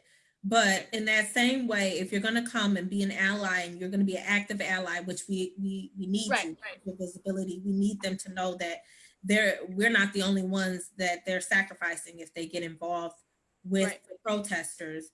We need you to know that you need to take a back seat to what is happening. Yep. And take a note Or- from the people who are leading it, not just if you see another Black person acting up, but if you see the person who put the protest together, the rally together, if you see them trying to calm people down, you need to take a note from that person, because that they're there for the right reasons. And unfortunately, what we've seen in these marches and these rallies is the influx of people there for the wrong reasons. Yeah. A lot of opportunists, a lot of people who've been in the house for quite some time and are sick and tired of not Black people being killed in the streets, but just sick and tired of being at home. Yeah. And that is causing the narrative to change. So you as a white ally need to take a note from the people who are actually there for the right reasons and are not being aggressive, because that's not the message we're trying to send. Right. So more action steps. What else can people do? So we Post. said, listen. Yeah. We said, educate yourselves. Yep. You can get actively involved, but do not make it about yourself. Right. There's a post, I'll post it on my Facebook, about 70, I think it's called 75 things on Medium that white people can do. And some of it is calling your police department and asking about their use of force and their body cameras and things like that. Use your privilege. Donating That's another one. Causes. There's so many things. Use your privilege. If you say you're not a white ally who's a protester or a frontline person, you more than likely you know somebody that knows somebody that knows somebody.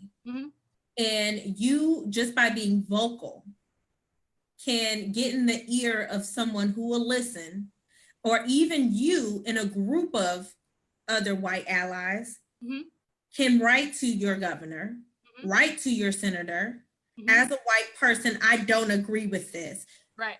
That holds weight in a way that we don't, I'm sure you don't even consider that. Even your simple letter, in the same way that she can say, a Black man is attacking me in the park, you can say, I am a white person in Michigan, and I don't agree with this. And that holds the same weight that it can cause destruction to a community or cause harm to an individual. It can cause systematic reform and change, because they'll listen to you. In the same way they'll listen to Karen on the phone, they will listen to Karen. Well, she wouldn't be Karen then. We'll have to come up with a new name for her, just a name. They'll listen to whoever that is, Sarah sounding off on the tyranny of America. They'll listen to that because they trust you in a way that they don't trust us. And we need your voices. We need you. That's why white silence is so violent. We need your voices, because they'll hear you and they won't hear us. We'll scream in the middle of the street and march and all this and loot, and they won't hear us the way they'll hear you. So use your voice. Right, for good. Don't just post and go on about your business. Start thinking, who do I know? Who do I know that I can send this message to? And don't be afraid. Who can I get in the ear of to help? Or even if it's not just, getting directly in line with a political officer or somebody of a high stature, educate your family. Right. Educate our families and stand up. I don't care if you're the only one at the dinner table. Stand up and say, this is wrong. Because the more you do that, the more visibility that you have, even in that uncomfortable space, you will make so much change. You will do so much work. You will express to a people who have been silenced that you hear them and that you're not ignoring what they feel. I agree. If if you're in a position too to be able to hire people and actively recruit people who look differently than you, it will make your office environment better. Absolutely. So do that, because I think a lot of what we're seeing, the changes that we are seeing, is because we are so much more mixed than we were during the civil rights era. Yes. And so you have not only a mixed group of people in the crowd, but when you look at the police, you see James Craig is the chief of police, and you see, different women in the police, you see different ethnicities and people in the police. And so it becomes this like, wait a minute, like these groups are getting more and more mixed together, and the people who are in positions of leadership and power. And I have seen that only be a good thing. I've seen that be a good thing. I shouldn't say only, but in this situation where it worked out in your favor, for sure. Yeah, where they were able to de-escalate things more, because now you're staring at someone that looks like you. It gets really confusing, and it's more of the wait a minute, why are we fighting here at the bottom when we're being divided, right? Yep. Going back to the system. So yeah, hire people. The best places I've ever worked are actively diverse places. Absolutely. If you don't have somebody that you can have close conversations with, think about that. Like if you're having a conversation with the guy who's fixing your washing machine, is there really no one else to have a conversation with? Like you might have a problem there if you don't have any friends who don't look like you. Absolutely. So I want to, before we move on, and we are coming to a close, we're not going to hold you all for all day. It's just a really good conversation. It's very riveting, and it does take amount of time, but I want to go over to an example of what can be done about it from Jane Elliott. If you remember Jane Elliott, she is an activist. She was the white teacher who did the blue eyes, brown eyes test, where she separated a group of white students after the news of Dr. King being murdered and assassinated. She separated her students and did an experiment and made the blue-eyed students out to be the minority or the Black students, and she had and she didn't even plant too many seeds. She just told the other students that they were better than. Just know that you're better. You're brown-eyed students. You are better. You're greater, and there was no reason for it. But she saw a change in how the students treated each other just based off of that point of privilege of her implanting the seed that they were better than the blue-eyed students, and that's the systematic in America. But that's worth the watch. Jimmy Kimmel asked her what can be done to solve the situation, and I found her answer to be very revealing. So here it is. You've been doing it for 15 years. Educate yourself. You didn't get educated in school. You got indoctrinated in school. Now use what you learned in school to educate yourself. If there's one thing that people can take from what you're saying, what would you like it to be? I'd like it to be there's only one race on the face of the earth, the human race. We are all members of the same race. You and I are 30th to 50th cousins. Whether you like it or not, you are one of my 30th to 50th cousins because we have the same ancestor back there 300,000 to 500,000 years ago, and they were Black. The only reason you have light skin and the only reason I have lighter skin is because those Black people, those brilliant Black people left the area of the equator and moved. And as they moved farther and farther from the equator, their bodies produced less and less melanin, so their skin, their hair, and their eyes got lighter. They didn't become members of a different race. They simply became people whose bodies reacted to the natural environment. I cannot wait to see you in person. Thank you so much again. Well, thank you for calling. Bye, Jim. Isn't that beautiful? Yes. And I love what she said because it's so true, because we all originate from Africa. You know, I wear the sign of the Nefertiti, but in that way, you are my sister, because just because your skin is different, we're all from the same place. And you just so happen your ancestors moved somewhere cooler and your skin began to change because of it. And even on a hot day, our skin changes. I turn darker. On a hot day, I get lighter in the cold. So that just blew my mind when she said that. And it's so, it's a structure that means that racism is definitely a planned attack on America. Racism is systematic. It is not ingrained. You are not born that way. And it was a systematic approach by the 1% to keep the rest of us down through systems of oppression and categorizing each other. And that is just so amazing to know, because we can always come out of that. We can always move past that if we knew. If we knew.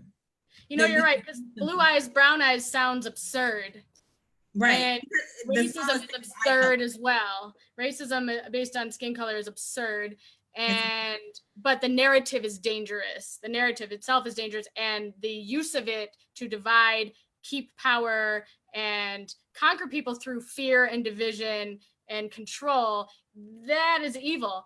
And so there's multiple things going on here.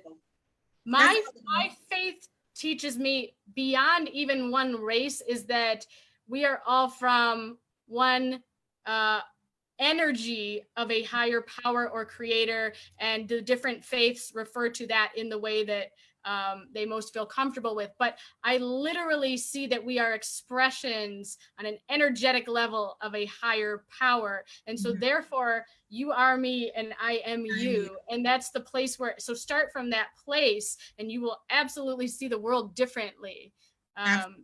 Yes. And as we close and as we come to an end, stay with us just a few more minutes. You know, we don't plan our time frame of how this discussion goes. We just have the talk and we go with it. And we appreciate everybody who's in here, everybody who is watching back on Facebook, everybody who is in our Zoom chat right now. We appreciate you so much. Please don't leave us yet, but we appreciate you so much for being here and having this very uncomfortable conversation, because it is uncomfortable. Racism in America is uncomfortable and we shouldn't have to deal with it. But because we do, we have to have these discussions and we have to come up with a plan of action. We have to hold our elected officials accountable. We have to vote. We have to organize. We have to do all these things because it is a systematic issue. As she said, race is not a thing. It was made a thing for a certain privilege to be given to a certain people to make sure that we were, we stay down. So we would stay under the guise behind the man who is the Wizard of Oz. So, and make no mistake, that same power that wants you down wants me down. Absolutely. Wants all of us down. Power and control. So that's why I'm like, what happens to you, it happens to me. Because it could easily be you, because they could change it tomorrow to all girls with blonde hair.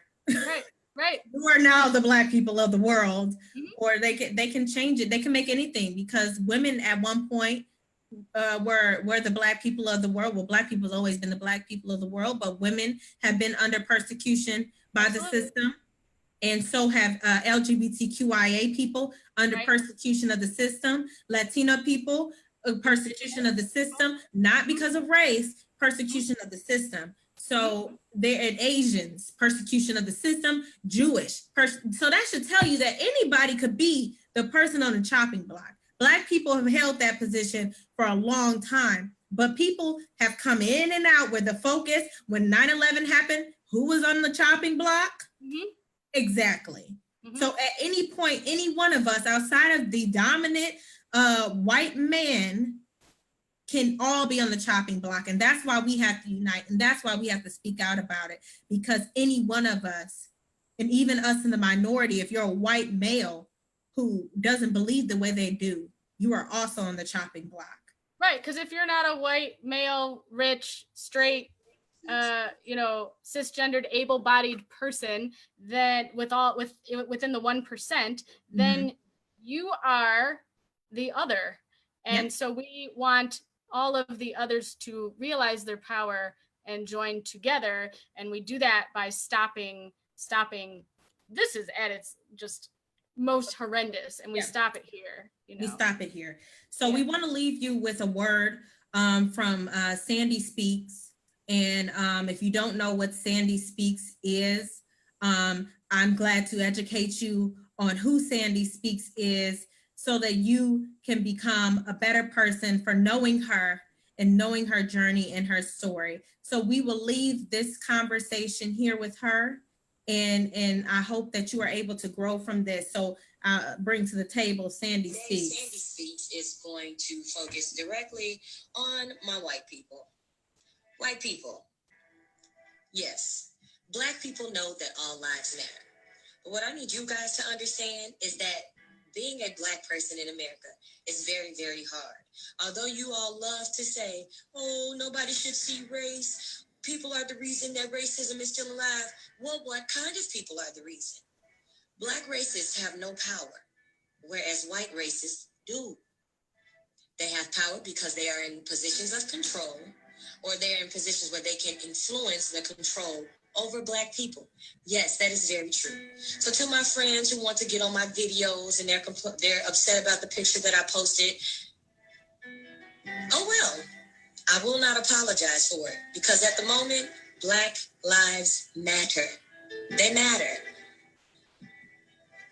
Our media is showing you, obviously they don't. So for y'all that can sit around and say all lives matter, I want you to go put it on a poster and stand out on a corner somewhere. If we can get enough white people to show that all lives matter, maybe they'll stop killing our Black brothers. Because obviously that's what it's going to take for the white people to get up and get tired of Black people saying Black lives matter. So if y'all want it to stop, you get out there and do something about it. But what you're not going to do is get on my page with the foolishness. I am not a racist. I grew up in Villa Park, Illinois, was the only Black girl on an all-white cheerleading squad, so I had to learn how to deal with and Black people, you will not be successful in this world until you learn how to work with white people. But I want the white folks to really understand out there, Black people are truly, we're doing as much as we can. And we can't help but get pissed off when we see situations where it's clear the Black life didn't matter. For those of you questioning why was he running away, well, goddamn. Because in the news that we've seen as of late, you can stand there, surrender to the cops, and still be killed. Plain and simple. You might have a Black friend or two. And I'm not calling all white people racist, because y'all not.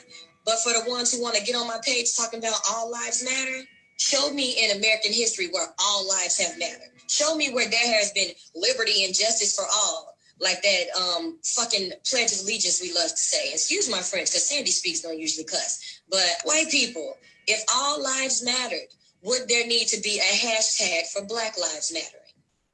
Think about that. Just truly think about that. I am into building up my kings and queens. So for me, Black Lives Matter. And then subset all lives matter.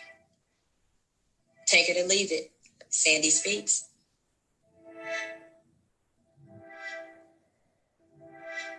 Get out of the car. Why am I being apprehended? You just opened my car door. You just opened my car door. So you're threatening to drag me out of my own car. Get out of the car. And then you're going to stop me? You up. Get out. Wow. Now. Wow. Get out of the car. For a failure to signal. You're doing all of this for Get over there. Right, yeah. Yeah, let's take this to court. Let's do Go it. ahead. For a failure to signal. Yep, for a failure to signal. Get off the On phone. my school. Get off the phone. I'm not on the phone. I have a right to record. This is my property. This is my property. Down. Sir? Put your phone down. Right now. Put your phone down. You're about to break my wrist. Can you stop? You are about to fucking break my wrist. Stop. Now. Stop it. Stop resisting, man. If you would stop, and I'll tell you. Now stop. You are such a pussy. You are such a pussy. No, you are. You're getting around. Full traffic signal. You are.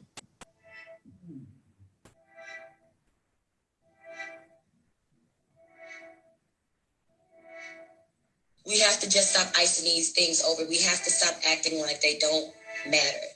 And so Sandy is going to speak whenever I see something wrong. I thank you guys. I love you guys. I appreciate all of your support, and I hope you have a very blessed, prosperous, successful, go out there and do something great today. Change your life, even if it's just smiling at somebody. Love you guys.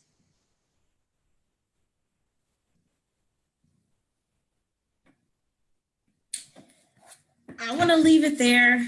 It's the video. I thought about disclaiming it and saying, the information was, potentially putting a disclaimer on it, like, the content is hard to watch. No, No. I'm not. It is hard to watch, but it's necessary, and people should see that and want to change. Because she's not around to tell her story. Lindsay, I already watched that earlier and it's still just. It's still powerful. You know, it's still powerful. And that's why we do these. Yeah. That's why we do these lives. That's why we step out. That's why we don't stay silent. That's why we don't allow no passive allies. That's why we do it, because if anything happens, this is the record that we leave behind, that we said it was not okay and we stood for something, because we're all going to die. No matter what we do on this earth, we're all going to die eventually. And that's not a terrible thing, because the beauty of life is that one day it comes to an end, and that you do have to cherish the moments. But we should never have to worry about that at the hands of the people who are supposed to protect us. That is not the way this shoe is supposed to go. That is not the way any of us should have to go, with a knee on your neck, calling out for your mother. That's not the way anybody is supposed to go. So until that's not the story, until that is not a catalyst to death, until being Black isn't necessarily a direct correlation to being the thief or the killer or the murderer, until being Black isn't weaponized, then Black Lives Matter. That's it. Then Black Lives Matter, because that's not what's being said in any way, shape, or form by the action. So sometimes when you don't see something happening, you have to say it, in Black Lives Matter. All of us don't matter right now, because one of us or a group of us need to be heard that Black Lives Matter. And one thing we talked about, and the way we'll end this discussion, is all of us are not free. Or if one of us is not free, all of us are not free. And that's just what it is. If any group of us can be, at one point, the blue-eyed people in the class, if any group of us could be set down to be considered less than, and used in a systematic way to do everything possible to keep them down, if any group of us can become that person, then we need to focus on them and help them and make sure that their voices are amplified through our actions. That's why we can't be silent. We have to amplify their voices. I have to amplify Sandy Speaks, because Sandy isn't around anymore to speak, but she's still speaking in 2020, and she's still just as loud, and it makes just as much of an impact playing that video of what she said all these years ago before she was murdered. And I will say murdered. They won't say that in the news. They'll plant everything around it to make it seem like she would hang herself in a prison. And she put a video out before saying, if I ever die in prison, know that I didn't kill myself. Wow. She literally preempted that. Don't ever let them tell you that I killed myself. I would never kill myself. To have to do that, to think of having to do that. To even say it. But you know what? I'm so thankful for everybody who turns on that camera and who makes it known. And like I said before, the revolution, it will not be televised. It will be live. It will happen right out in front of you. But what happens before is televised. Before you see the riot outside your door, because it will be a riot outside your door if things don't change, suburbs included. Or you start seeing the streets burn, you'll start to see it on the TV. You'll start seeing things like this happen. But what happens after that, when you put your phone down and you walk outside your door, that's where it's live. That's what Gil Scott Heron was talking about. The revolution is going to be live. It's going to hit you right in your face, and you're not going to be able to ignore it. You won't be able to tune in, tune out, or none of that, because you're going to have to put down your phone to get out here and see what's going on in the streets if they don't do something about this. And it's already happening. It's already happening. The revolution is happening. It's happening outside your door. You cannot turn a blind eye. You don't have the ability to turn it off. You don't. And you can't be silent. So we hope that what comes from this conversation develops a bigger conversation. If you are watching and you're still with us at 8:25 at night and we started at 6 o'clock, bless you. Bless you. Please, you are the road dogs. Please share this. Don't let this video just come and go. Share it on your platform. Share it on your YouTube pages, your Twitter. Share this conversation, because this conversation needs to happen between one Black sister to another white sister. And I call her my sister. She's my sister, because clearly we all from the same place. So I appreciate you, my sister Angie. I appreciate you taking this time out to do this with me. I tell you, God has put you in my life for some evidential change to happen. And I'm so glad about what he's doing in your life and what he's doing in my life with you. And I thank you too. I pray for you. I pray for those who are feeling grief at this time, that they are uplifted, that they are comforted. And I pray for people that are from my community that look like me. I pray for you to have courage, to use your voice, use your talents to speak in the direction of progress and humanity, and be a part of this revolution. And thank you again. And I think maybe ending again on a moment of silence for those who died unwillingly for this cause, but for this cause.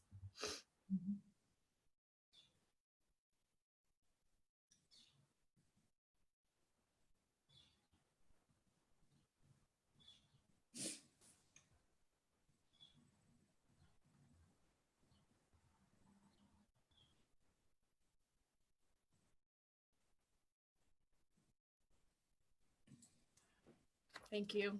Thank you all. Thank you, everybody. Thank you, everybody who's joined, everybody who will watch this later, who didn't get a chance to join us live. Thank you. Thank you for taking the moment out. We know it's long, but it had purpose. So it had to go as long as it needed to go. We appreciate you all. We love y'all. Be safe out there. Peace and love. Be safe.